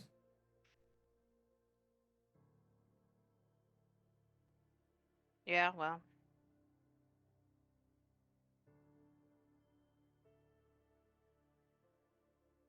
If you want to take a shot at it, by all means, but I really do think there are other things you could be focusing on. Will this help us at Piney Point? I don't know. I hope so. I mean, it might help with what I'm working on too, so. I keep thinking if I can make something like a smoke bomb. You know, the kinds that, I don't know, can be used to distribute insect repellent, or the kinds that are used when they're breaching military raids, that sort of thing. Yeah. I could do something like that, something that's not going to leave lasting damage. I've also looked into weird, like, low-key stuff like powder cannons that they used for baby gender reveals. Did you know they actually have extinguishers for that too? And it just releases the powder?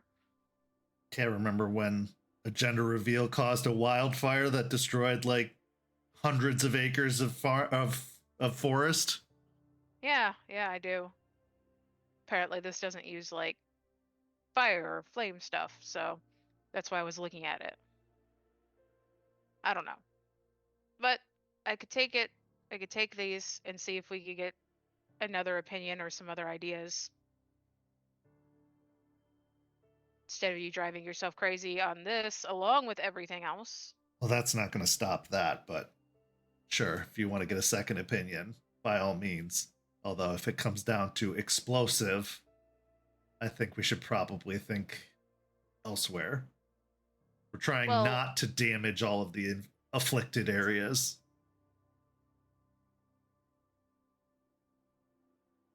Who are you talking to, boy? I know. And explosives won't work. Kind of stops that whole cold iron thing, the heat. Now, That's the problem, is I need something that will disperse it, but not taint it in the process, that won't melt it or overheat it or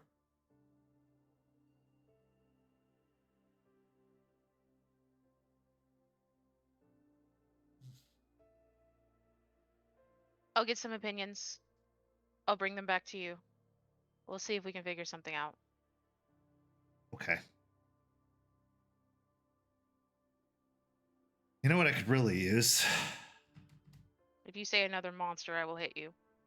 No. Softly.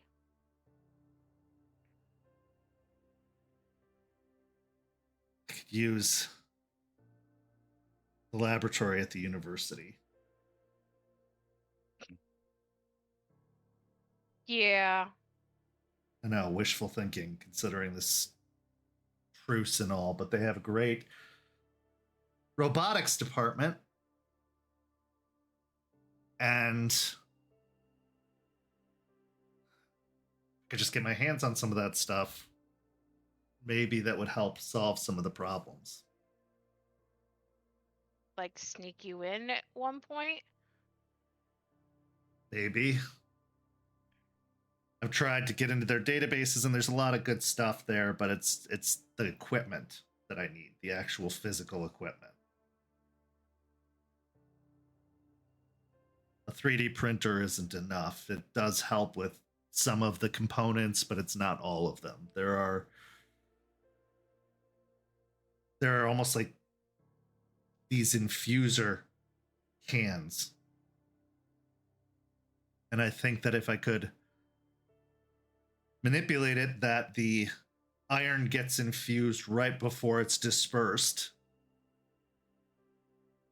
all the heating up that happens in advance won't affect the iron, and the iron won't make contact with the heat long enough for it to be fucked with.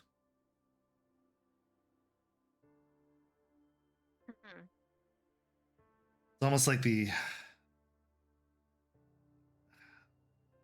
air cannons, or like the stuff they use on vehicles to, Fast and the Furious shit. Yeah.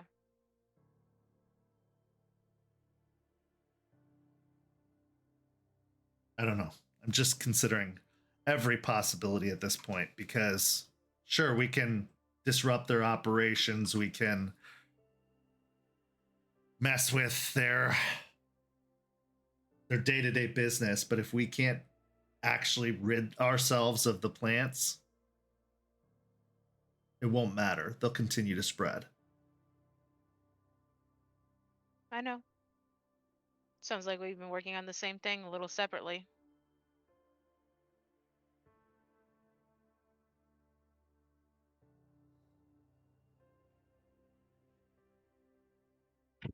Well, I'll see what I can get. How are things going with your important task? Your task of redemption. I mean, Virginia, Sander, pretty well. That's not the Going. only one, isn't it? No, I don't know about Juniper. Hopefully she seems to be a little more together than when she first came, so hoping things are going well, but we're still in that new state of a relationship that I don't think she's willing to completely open up about things, so. She's a hard nut to crack, that's for sure. Yeah. Luckily, we have a nice Ragabash bond forming, so she's being a little bit more forthcoming. Well, that's a relief. It's good to know. Yeah.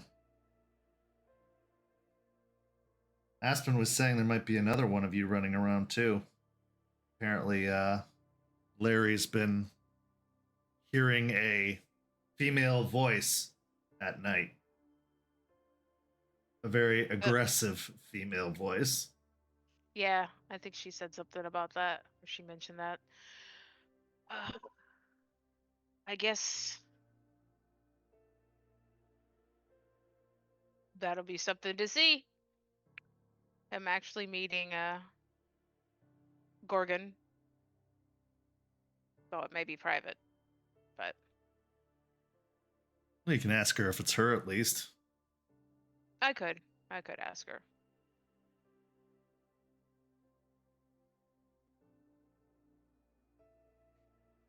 You're never too much for me to take time for. I know you're looking at me and seeing me all stressed out here, but don't stop coming to me, asking for help, or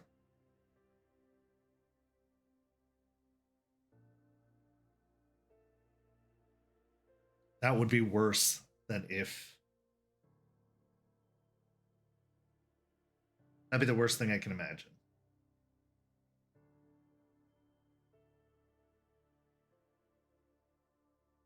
Will you let me help you if I offer?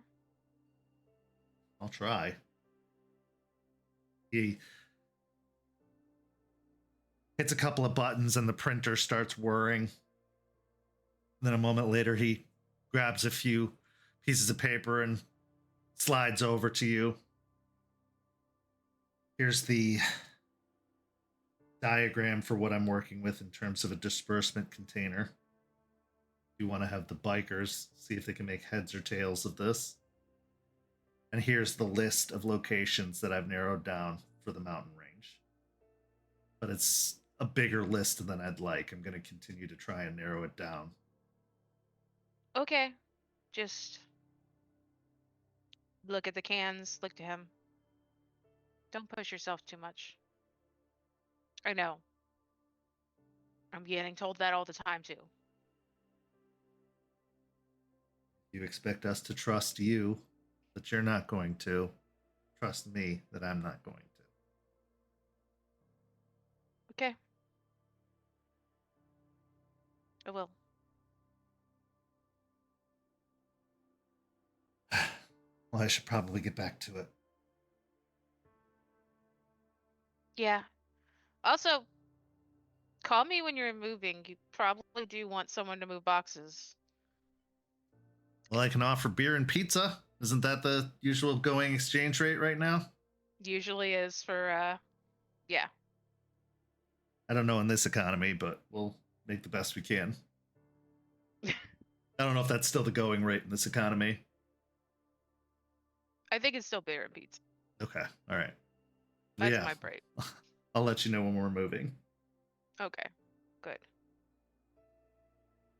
I'll reach over and give him a hug. He gives you a hug back. You know, I'm an emoji text away if you need me. Oh, I know. You're one of the only ones that is. Everyone else wants words and stuff or tries to ask me what they mean.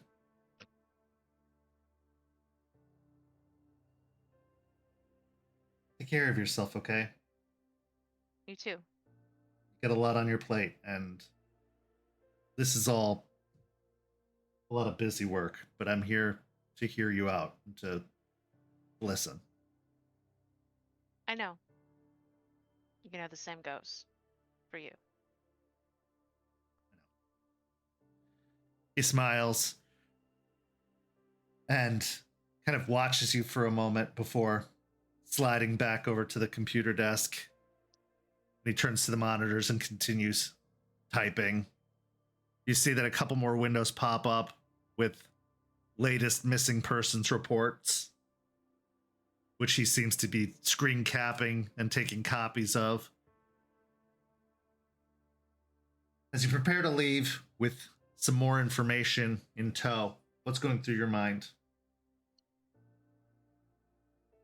Maybe it's because I came here with my mother on my mind because I was going to ask if he could check on her at least to see if she wasn't brought here by Bateman, if Bateman knows that she's here, and just to check on her to make sure she's okay.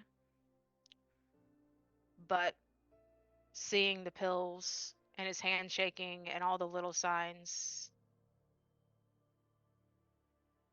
I didn't want to be the one to push him over. So I think I will have to find a different way to find out if she's all right.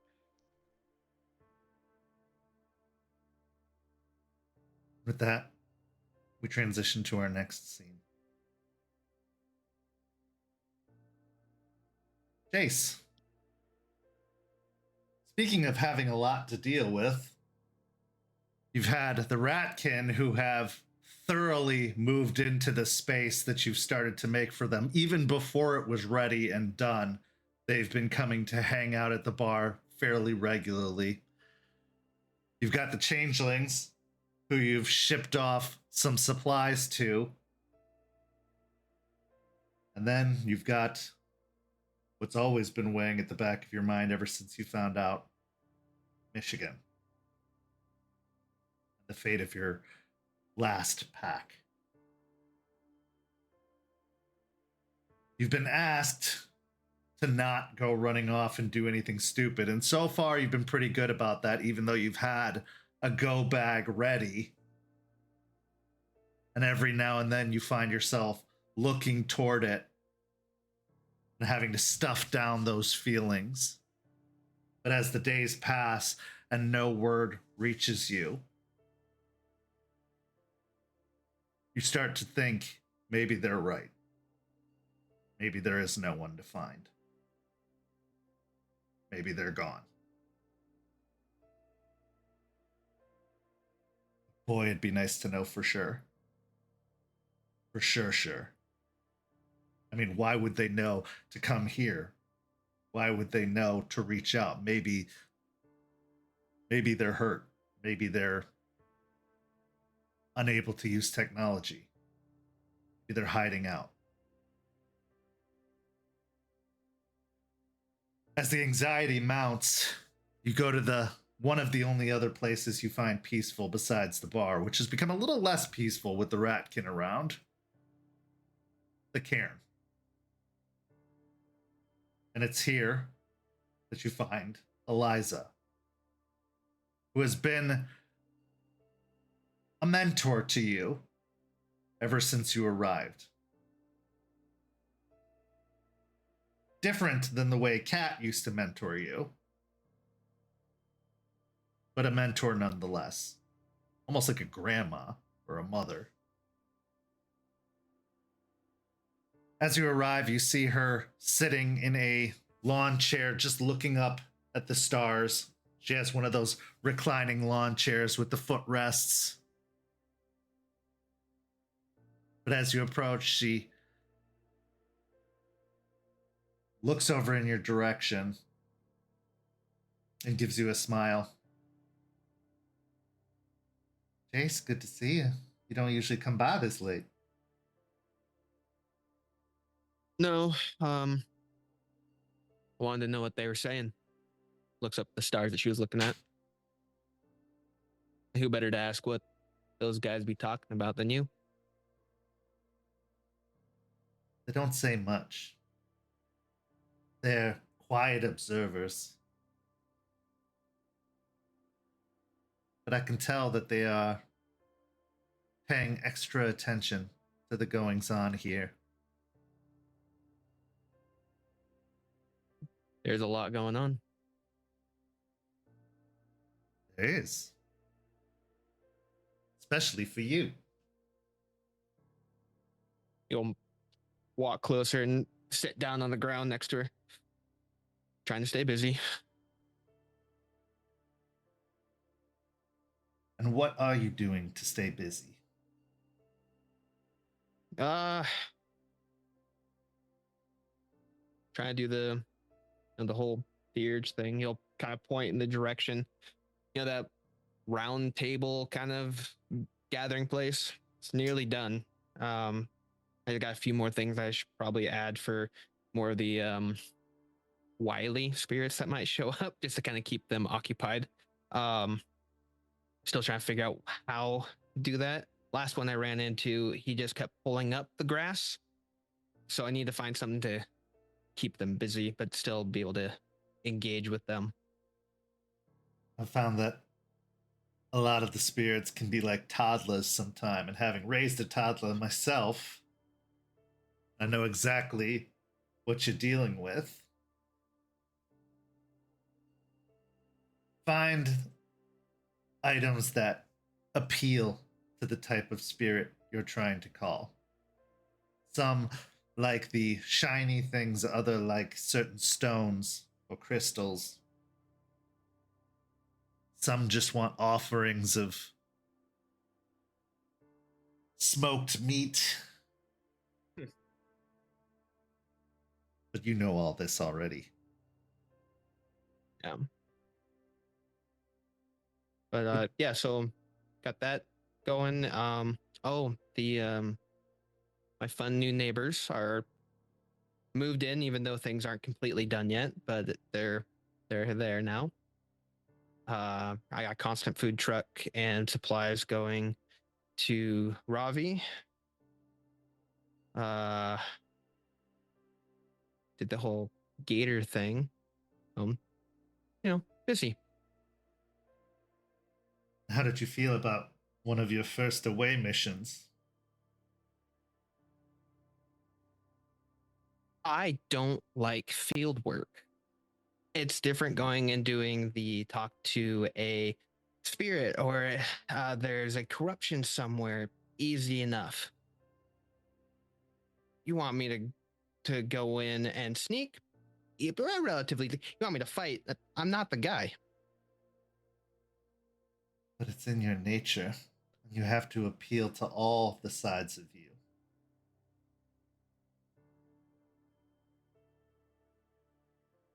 I appeal to it. I just keep it off to the side and ignore it. That's not how it works, my boy.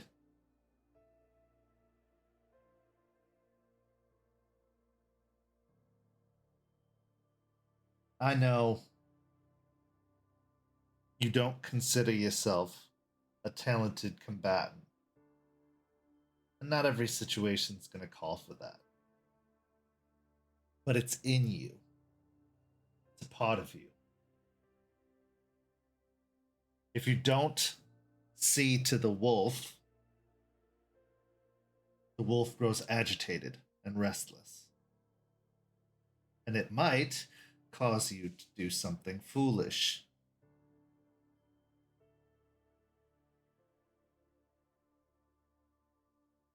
Keeping all of our parts in balance. It's easier said than done sometimes. But you've been focusing a lot on the man. And yes, a lot on the spirit. But the wolf can't be ignored.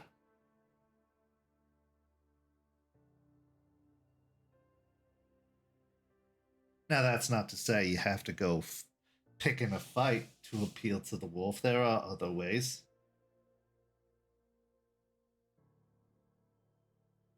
If I went and picked a fight, a phone call would be needed first because I would end up picking the fight with the wrong person.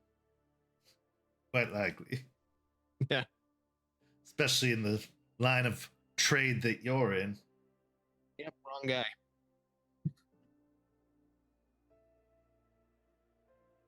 Try going for a run sometime.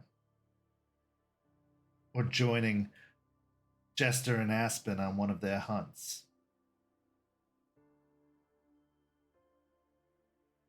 It's not as dangerous, but it's helpful.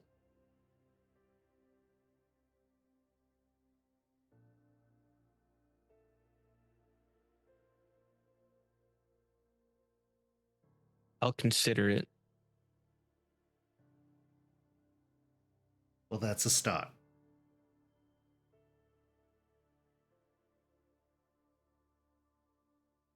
Meanwhile, I am in need of your spiritual talents. I'm at your disposal. What do you need? Well, we have a lot of new presences in the area, and that brings with them a whole mess of all that they've done in their past. What follows them? I've been seeing a lot of Bane activity closer to the Cairn than I would like. I've been hearing talk of it, that they're being drawn here. It's unsurprising, the call that these other Farah are hearing is not limited to them. But also, we have a lot of very intense personalities.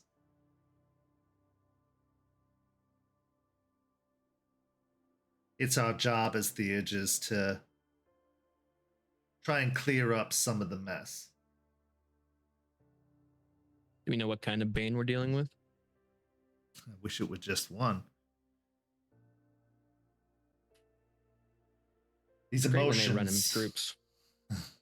These emotions are drawing forth the Asclepians, the Rage Banes.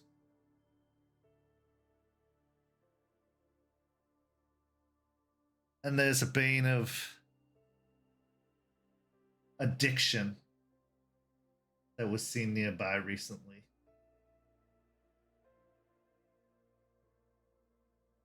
Those ones can be tricky. Damn.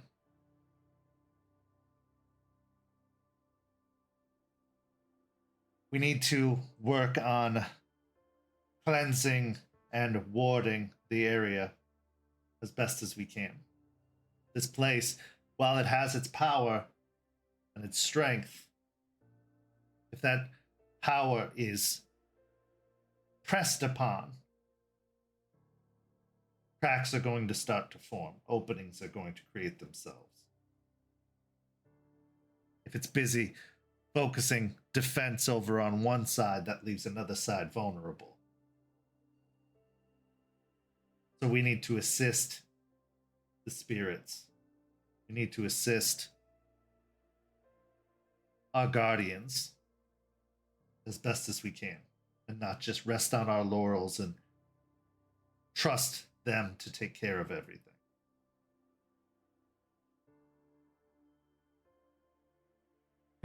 Yeah. How long ago was the most recent sighting outside the Cairn?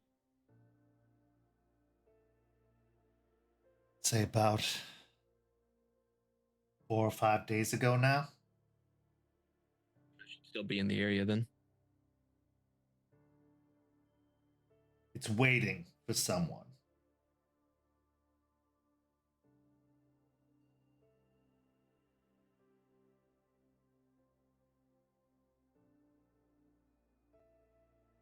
Do you know who? I have a few guesses.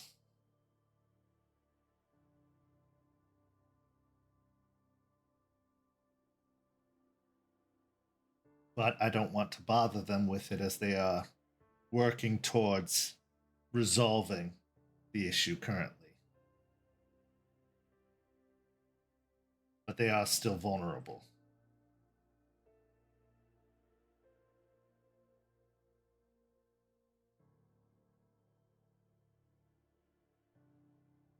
Okay. If you're available now, we can at least go over to the area, take a look. Maybe we can course it out. Certainly. We can at least try our best, and with 2 of us, all the more likely the situation will be resolved. She reaches out to you for a hand as she tries to push herself up from the chair. He stands up and reaches his hand out and gently pulls her up. Before we do, I have to ask, Is there anything you've been craving?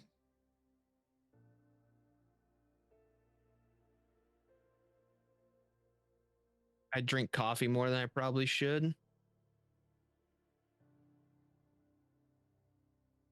Would you say it's an unhealthy amount? That's a matter of perspective. Are you asking as a person or like as a motherly figure? Because the answer will be different coming from you, depending on how you're looking at it. I would say, why did they have to be mutually exclusive? How do you view me?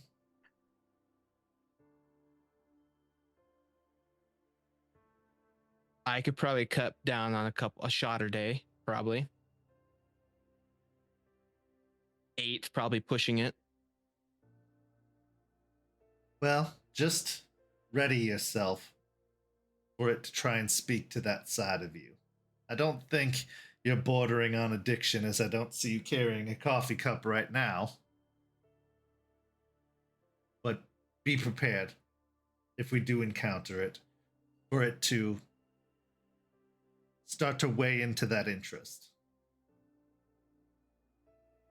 I'll keep it in mind. Good. She goes into the RV, grabs a satchel, which she slings over her shoulder. Let's go then. She walks Puts out. out his arm. Oh, she takes your arm. And the two of you head out to the woods. As you reach further towards the edge into the bawn,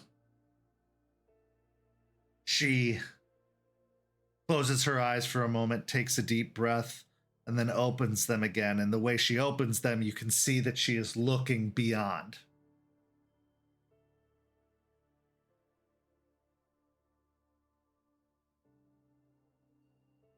I'll join her in it. I'll also look.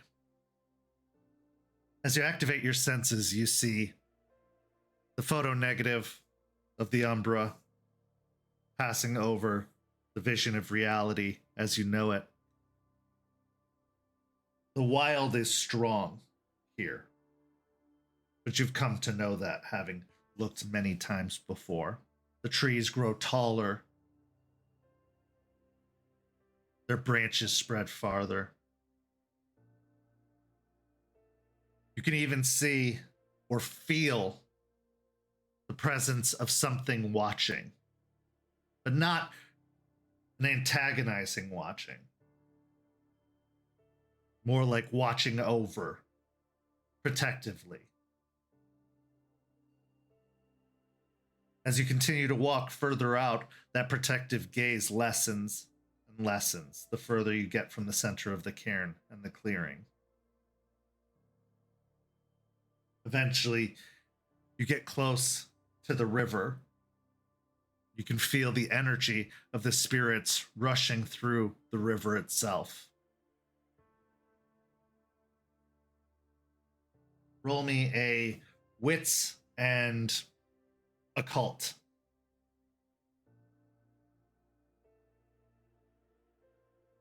Does my specialty in Banes affect this roll? It does.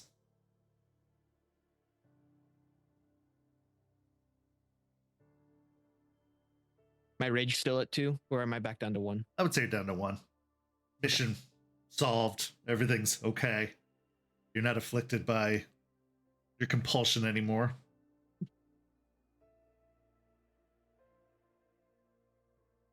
Five. Okay. As you look outwards across the river, you see that there is a low fog on the ground on the umbral side of things.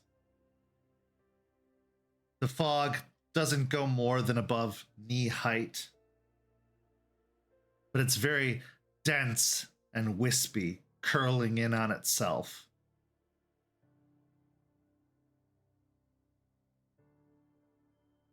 Following the path of the fog, trying to find its origin,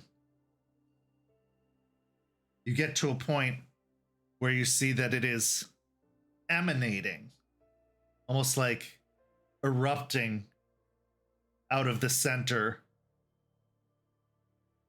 of a fissure, a crack in the ground.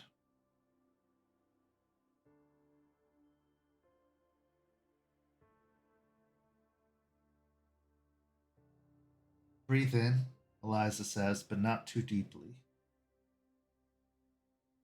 Take a shallow but deep breath. As you inhale, there is a very strong taste of cigarette smoke, of the tang of coffee, of other kinds of herbal tastes on your tongue. And then a spicy taste. Almost like a slight burning on your tongue. But it doesn't taste like any particular substance. It tastes like a feeling.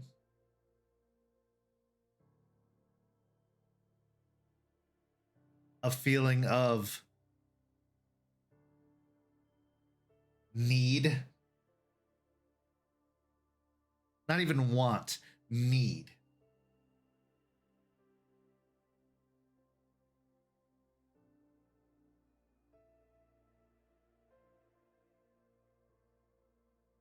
Eliza looks to the fissure and kneels down next to it.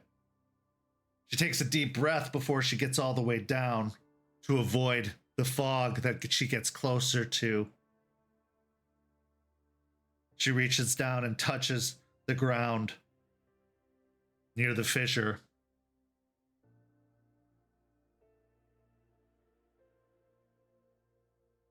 It's rooting itself here.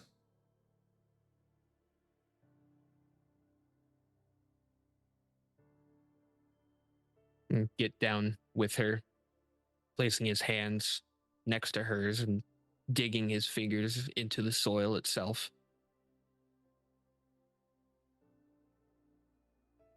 Looks like it's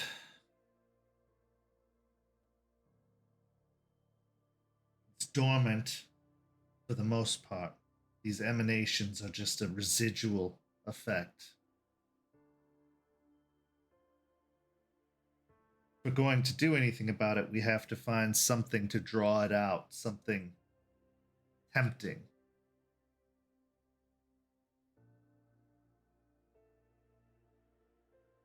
But also we'll have to do it on that side.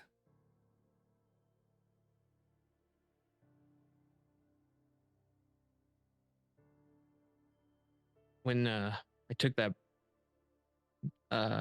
breath in, there was definitely some cigarette, some tangy bitterness of coffee, and some spicy. I don't know what that one was, but the draw for more of it is there though. Trying to seek out what your preference is.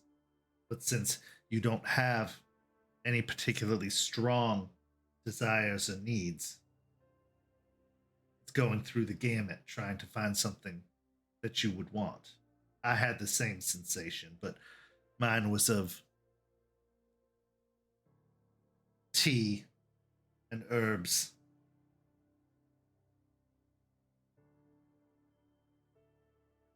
Maybe even ayahuasca. Eliza, But you're not a child. we'll push those thoughts out, but you said we have to go to the other side to take care of this. Taking his hands and not making eye contact with her now. To draw it out, do you have anything to course it, to lure it? Unfortunately, not currently. I don't think it's going to be a thing we need, but a person. Someone struggling. Someone that this particular spirit will find appetizing.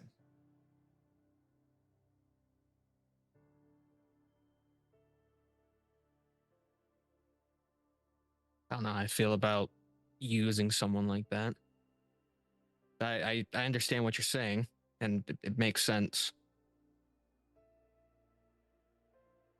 Either that or you try and create an addiction in yourself, but I wouldn't recommend that. We don't need more issues.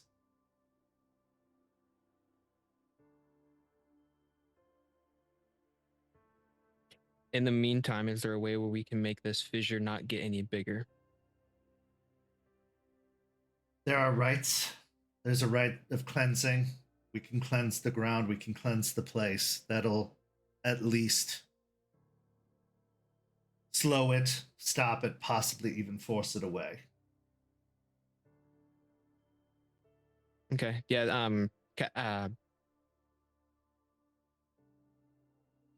I've seen it done before. Shall we? Yeah. Let's do it. She reaches into her satchel and she pulls out a container of ground salt, naturally ground with a mortar and pestle, put into a jar. She starts shaking the salt out, creating a small circle around where the fissure seems to be.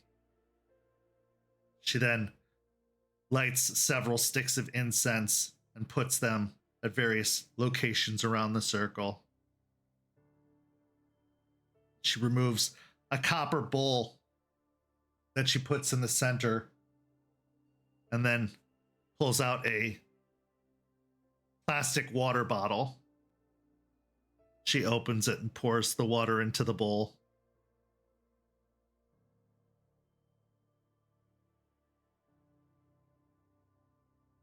This is going to be a combined effort. She steps into the circle, gesturing for you to do so. And she holds out her hands, palms up. Go ahead. Before he steps in, he's going to take a few steps away and grab some clean soil, an area further from the fissure, and get a good handful of it. And then he'll walk over to her clean soil to cleanse the area. That's one of the things we did. Good thinking. And then he'll step in. She holds out her hands, palms up to you. Let's take the dirt, put it upon our hands, and then clasp hands. He rubs the dirt over the top of hers, dropping the remnants from his into hers. She also rubs some of the dirt in her hands.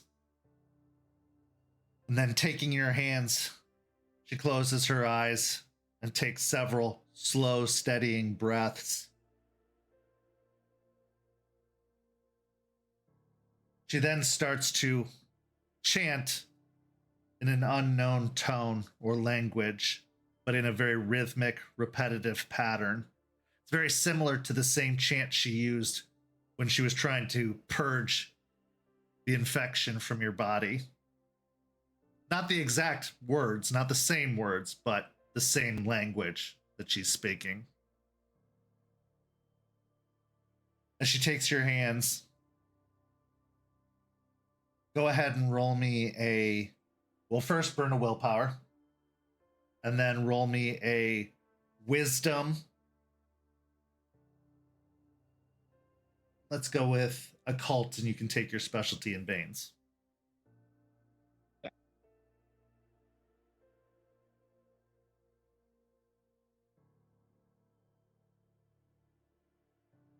Five. As you join her, you find yourself speaking the same chant, trying to intone the same words that she's using. But as she does so, and as you join her, you feel a tingling start in your palms from the dirt.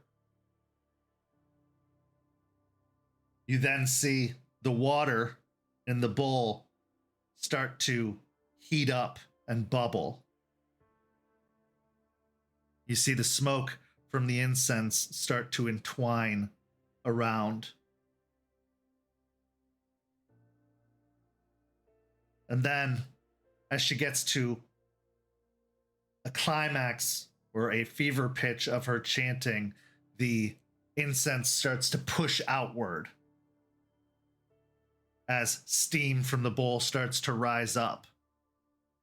And as it does so, you can see that the fog that has been around your knees starts to dissipate and push outward away from the fissure.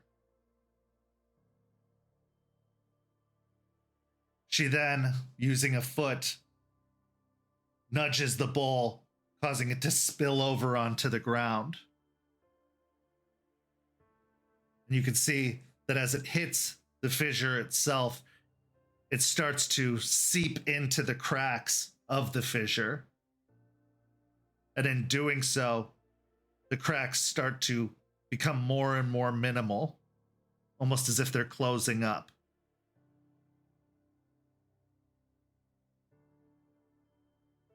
The incense creates almost a ring around you that starts to expand more and more, pushing away. And after several moments, it just comes with a whoosh, like a big dump of air comes down upon you and then sweeps out across the ground.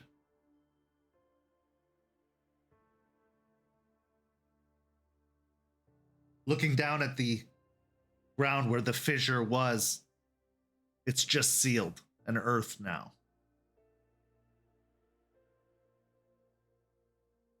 The smoke, or the fog that was on the ground, has pushed further out, further away from the area, but it hasn't completely gone.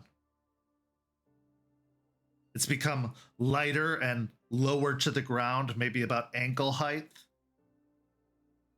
but it's still there. But at a good distance away, maybe 200-300 feet away.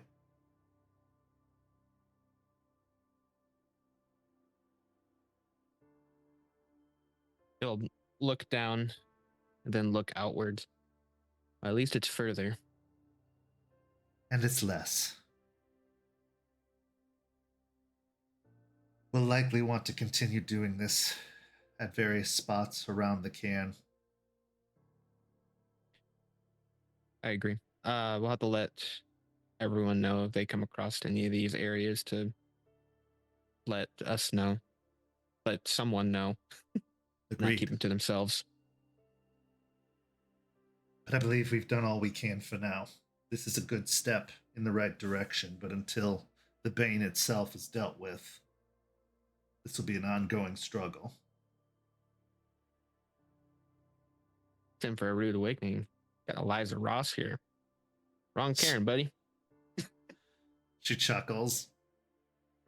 One day, this is going to be your job. You're going to have to teach the next generation. And you're going to have to tend to all these little nuances. Yeah, I'm still in the learning stages. So if you could hold off on that, just, another 10, 15, 40 years. Sounds great. Even if nothing were to happen, I'm not sure I've got 40 years. Science is making great improvements on things. Who knows? I don't think I'd want to be that frail out here doing all that. Yeah, once you're on the ground, that'd be it. Like, there is no getting them. Correct. She starts gathering up the supplies again, taking the burned incense sticks and sticking them into a small Ziploc baggie. She takes up the bowl, puts it back in her satchel. Eliza. Yes? With the upcoming storm seasons rolling around, Is there anything extra prep that we should be doing? Well, fortunately, we're at the end of the storm season. It's coming to a close soon. I've already done the rite of the storm for this year to help ensure that it isn't treated with, but now we've got the cold seeping in. The cold from the north wind, it's also going to need entreating with. It's a surprise sometimes that it makes it this far south, but it finds a way, and especially with Aiden, it's still going to be called here, at least in some small part.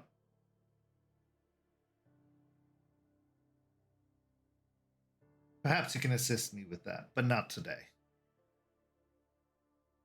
No, it's fair. Yeah, the all the things that you can teach me, I'm wanting to learn. There's a lot of it, but I'm happy to share it with you.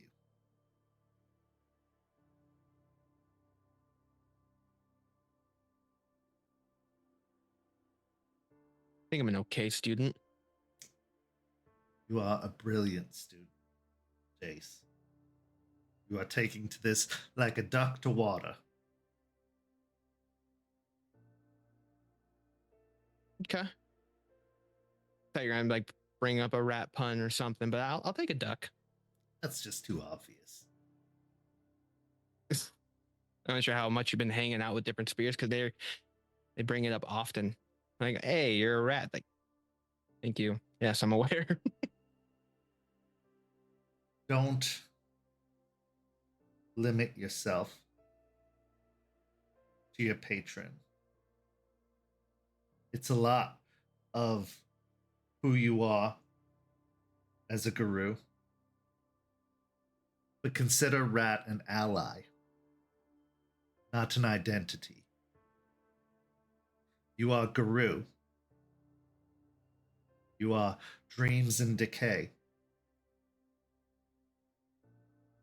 You are not just a bone gnaw. You are not just a child of Rat.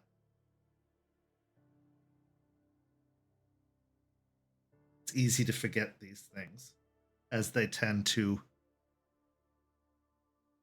claim us in their own ways, but as somebody who's detached themselves from all of that, I can see now the influence they tend to have. Don't forget, they have their own motivations in all this as well. And I'm not asking you to question your patron's motivations. I'm not trying to turn you one way or another, but just consider, be mindful. They have wants too. And those wants, those needs, those desires, they are their own. They don't necessarily come from Gaia. They don't come from this fight.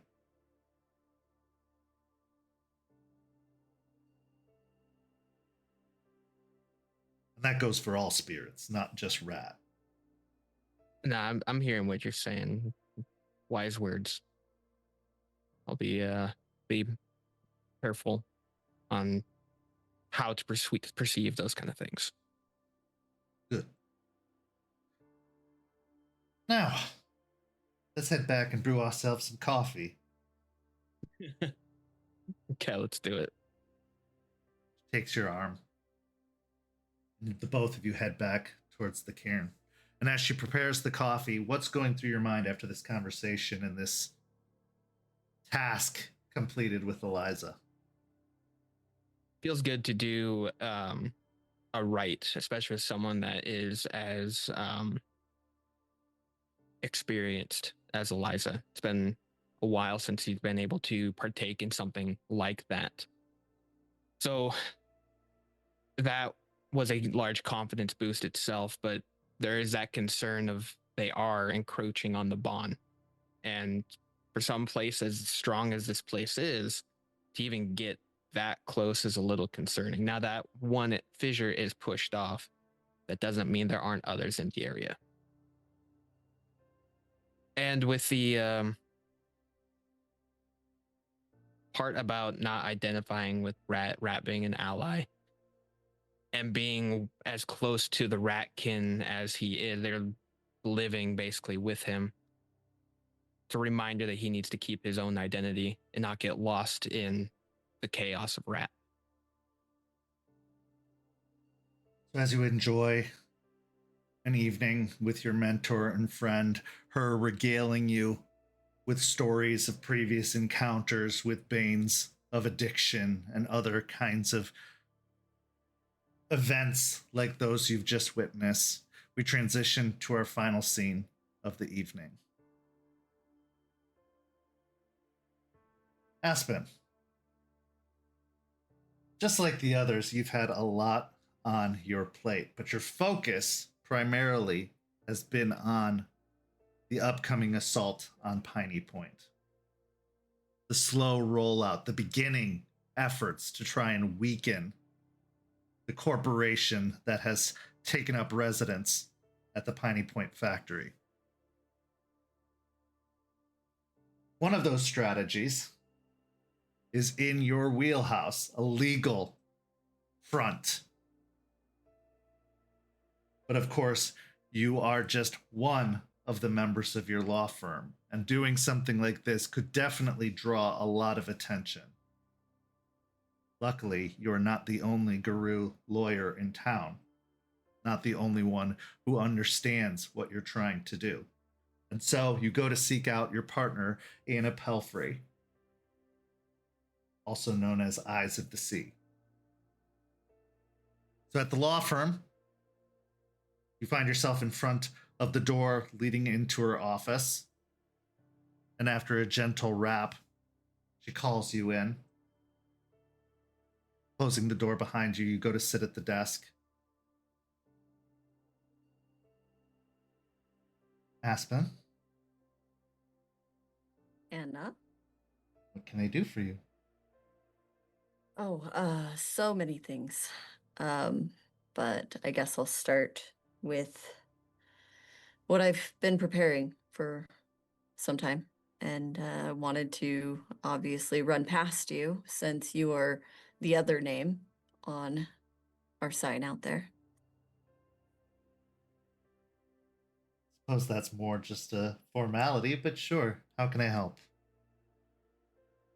I know you know as much as I've told you about Piney Point and everything that we've been dealing with. But I have, I guess you could say, a plan. Go on. I want to start a petition, and she'll slide papers over to Anna. I want to start a petition against high quality builders and against Piney Point for their environmental harm to the area with their invasive species because of their fertilizer. I already have someone willing to give a testimony of sorts to help with this petition to get the ball rolling as far as putting them on their back foot.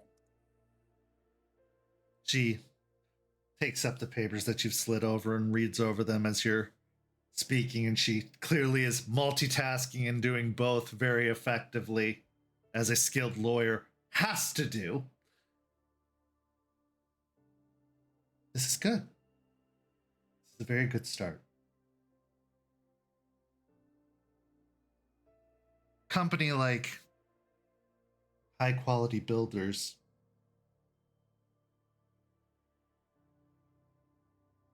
you could potentially draw out the forces behind them, but I will tell you, their typical MO when brought this much attention is to cut ties and run, which in the short term can be very beneficial, but in the long term, it's just a stall tactic. They'll find another approach and they'll return. Now, I will say, these efforts from Piney Point are far more aggressive than Pentex is known to do. They prefer the long play, the slow play. Investing in mining companies or oil slowly bleed the planet dry.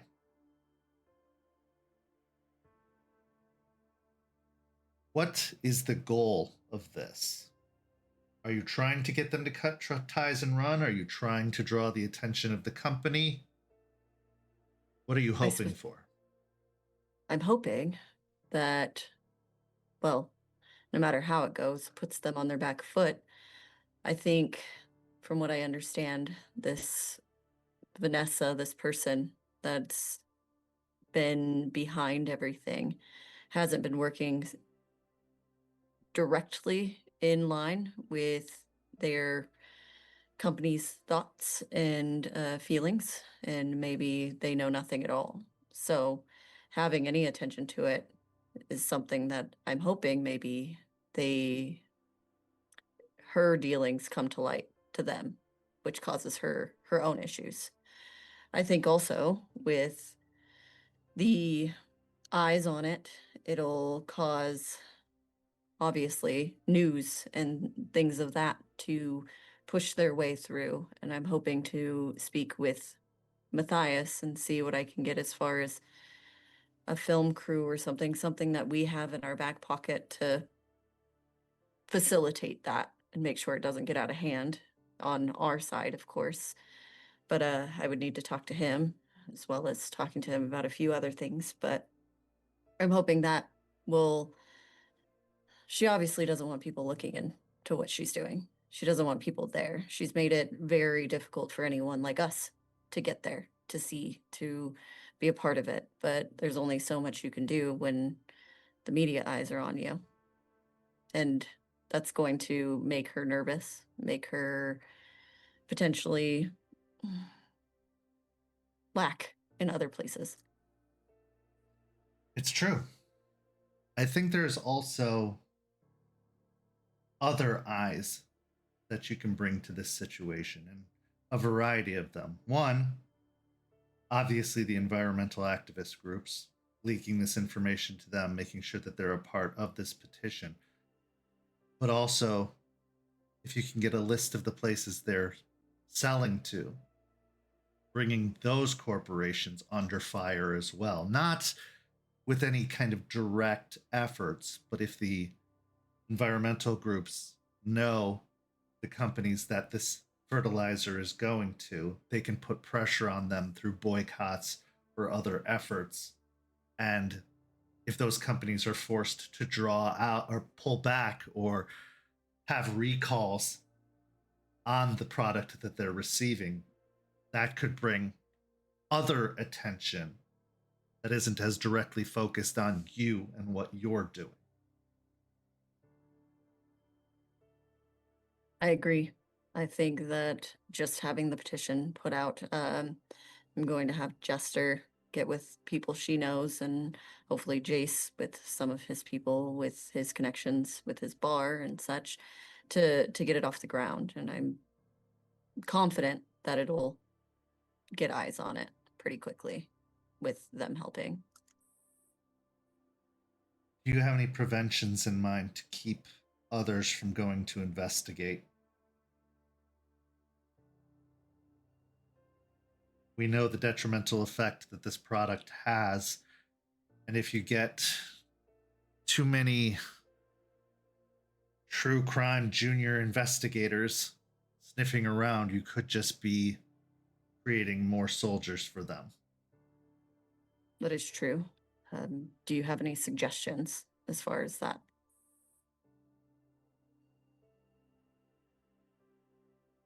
Well, I think you can minimize the damage by stressing the danger, stressing the health concerns. The difficulty is that's a very fine line to walk without exposing the truth behind it all, the actual danger. Because then that's another set of eyes you could be drawing, and not a good kind. I hope that with that potential out there, it is a risk to us, and we can brainstorm ways of quelling that as much as possible. But I think their company isn't going to want them exposed as well. So I think it's mutually beneficial for them to make it much more difficult for Mr. or Mrs. Vanessa in the grand scheme of things. Possibly, but if it draws the wrong kind of attention, they're not going to stop with Piney Point.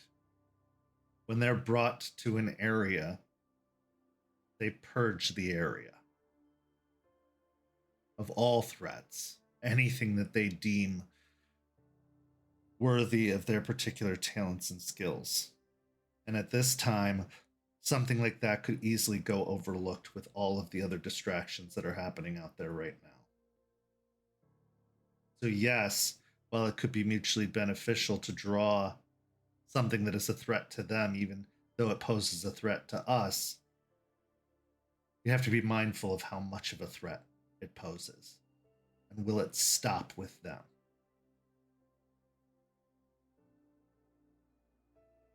Then we push the fear. It's not really it's not something I like, fear mongering, but if it's to keep people safe and to keep the general populace from discovering or putting themselves in danger unknowingly, then it's something we should do. Agreed. The other thing I would recommend is getting another expert, particularly someone in science, not in medicine. This expert that you have is perfectly good from a health perspective, but we need someone who can speak to the detrimental environmental impacts that this has, the invasive species, the issues in the long term, or the slow degrade this could have. Somebody who can speak to all of that could be very beneficial to this case, because they will have their own experts that claim to the contrary. So having actually, more than one opinion would be good.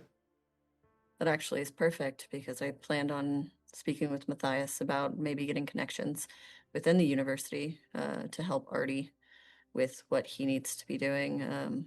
I know he's been struggling, and Jester and Eliza, so potentially finding somebody within the university could be two birds, one stone, I guess you could say. Absolutely. The more voices on this, the better. We would have to be aware that if Pentex chooses to side with this particular project, they will do anything they can to make those opposing and dissenting voices disappear. So anyone you bring into this, there's a risk posed to them, especially those that aren't aware of what's really going on. So I would take measures to, as best as you can without spreading yourself too thin, secure your experts. Keep an eye on them, make sure, because Pentex will put pressure on them. Even this Vanessa may try and put pressure on them of some variety. That's a fair point. I can speak with Jester and see if she can get some of the bikers to keep an eye. As soon as it becomes public, that's where it gets out of our control. And we need to try and control it as best as possible. It will likely work to our benefit, but these benefits have so many opportunities for consequence. Nothing comes free, as they like to say. It's a big risk, I know, but it also, how long do we kind of skirt this issue until we fight it head on, right? This is the best advance you have from our side of things at the moment. As for... Go ahead. Go ahead. Sorry. Continue. As for other sides, if you were to interrupt their supply chains, again, that could be beneficial, but also it comes with the risk of exposure and infection, especially if they do get their hands on any of the tainted products. And if they don't know what to do with them or how to handle them, the risk increases dramatically.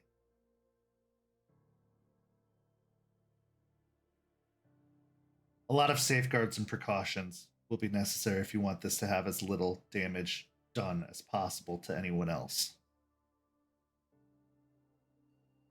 I understand. And hopefully, and this is all basing off of hope, really, in the grand scheme of things. Isn't that what we do most days? Hopefully, it gives us just enough of an opening to stop everything we need to stop before it gets out of hand. I agree. And that's why I was going to speak to Matthias about the professor to get us maybe a heads up on working through this problem with the fertilizer, and even considering talking to Spud and bringing him some iron and seeing what he can make of all of it. Potentially,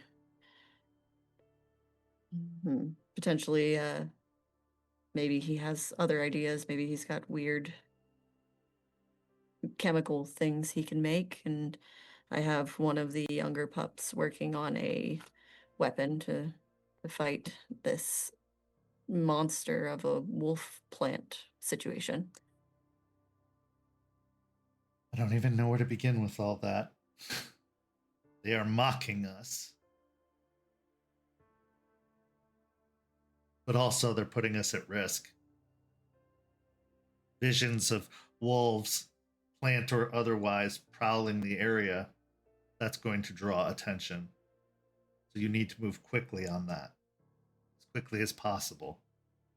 Absolutely, not to mention the people going missing and the farmlands being destroyed. I mean, if we don't get on this now, somebody is, and it's not going to end well. No. You have a good plan here. Keep going. Use what resources we have at our disposal, and yes, Matthias's resources are vast. I'm sure he can help you with that. I haven't spoken to him in quite some time, but I know how busy he is. Let me know if there's anything I can do. I do have a bit of a part 2 of this plan as well. I was doing some research, and in finding out that the fertilizer is synthetic in nature, that means they would need a hazardous waste permit.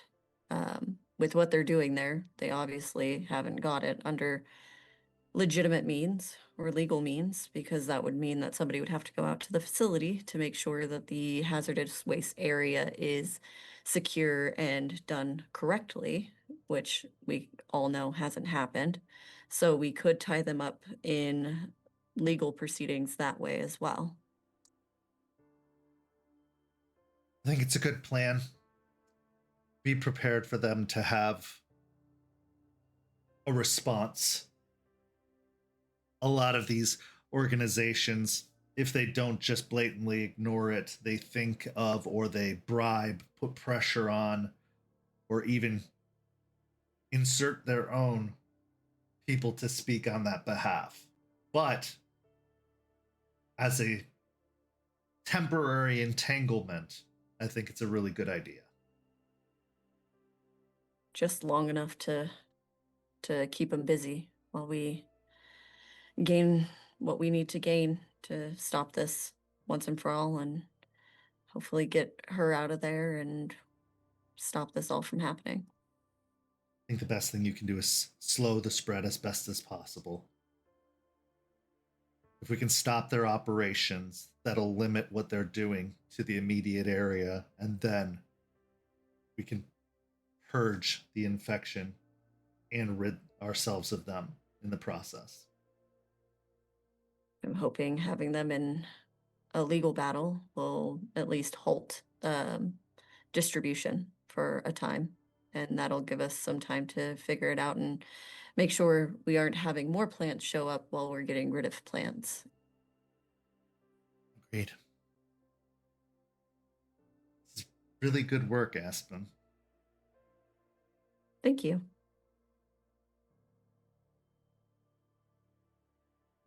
Be careful who this petition goes to, who gets their hands on it, because this is a list of targets that you are tallying.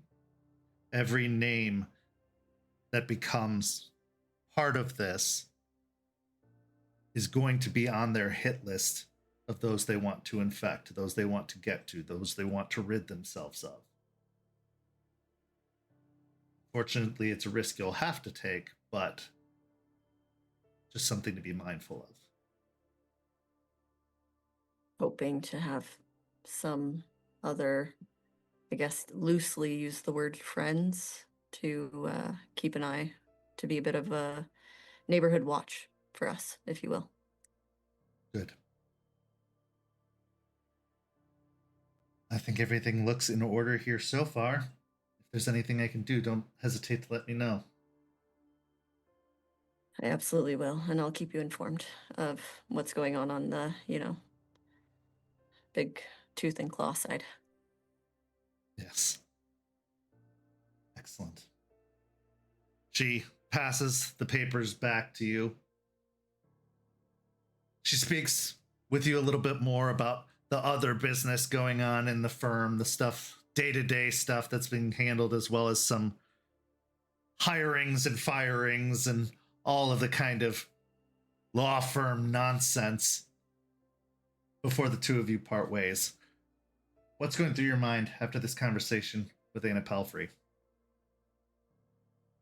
That she feels good that she's got something started, something working, something that she can do, she can control, she has out there that she thinks will go well. There is a lot of risk to it, but if anything, this is what she's good at. This is what she fits in.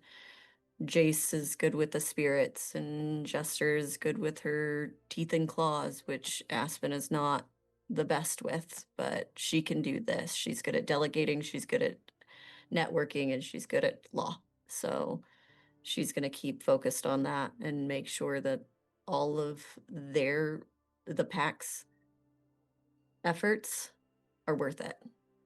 And that all of the things that they're doing right now is worth it in the end. And she'll make sure that that happens by any means necessary. And with that, our story comes to a close, but not without one last scene. We find ourselves in the dawn of the cairn. Up high in a tree, maybe 15, 20 feet off the ground. A haphazard tree house has been built high up in the tree, using as much rope as possible to avoid putting any nails in the tree. It's more of a balancing act at this point, a distribution of weight, holding it all together. Inside, we find the rocking form of Alexander, who sits holding his knees, rocking back and forth. His eyes are bloodshot and wide. His hair is a matted mess. They're coming.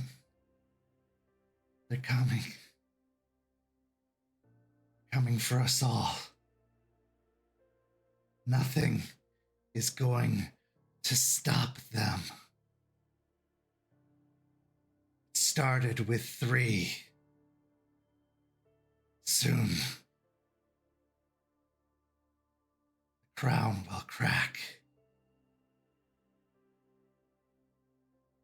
And that's where our story comes to a close. Thank you so much to these amazing players. Thank you to everybody watching at home. We do not have an episode of Hellhounds this week. We're taking Friday off, but come back next Tuesday for another episode of Rage Across Tampa, and Hellhounds will resume shortly thereafter. Go follow St. Pete by Night on all of that social media you see down below, and follow that Discord link to join our community. And if you're interested in getting into the actual play game, you can do so. We are now looking and hosting auditions to find people that could potentially join the cast of Rage Across Tampa or Hellhounds, or maybe even a third program if we decide to start it within the Tampaverse. So follow all those links, like all the things, follow all the things, and we'll see you next week. Thank you so much, everybody, and have a good night.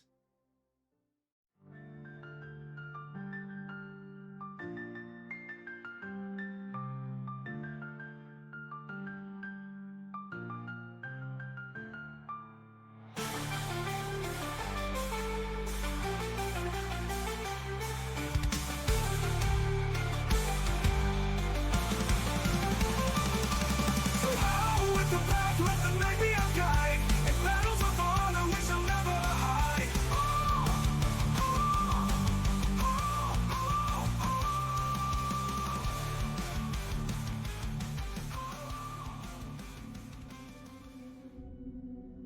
This has been a St. Petersburg by Night production.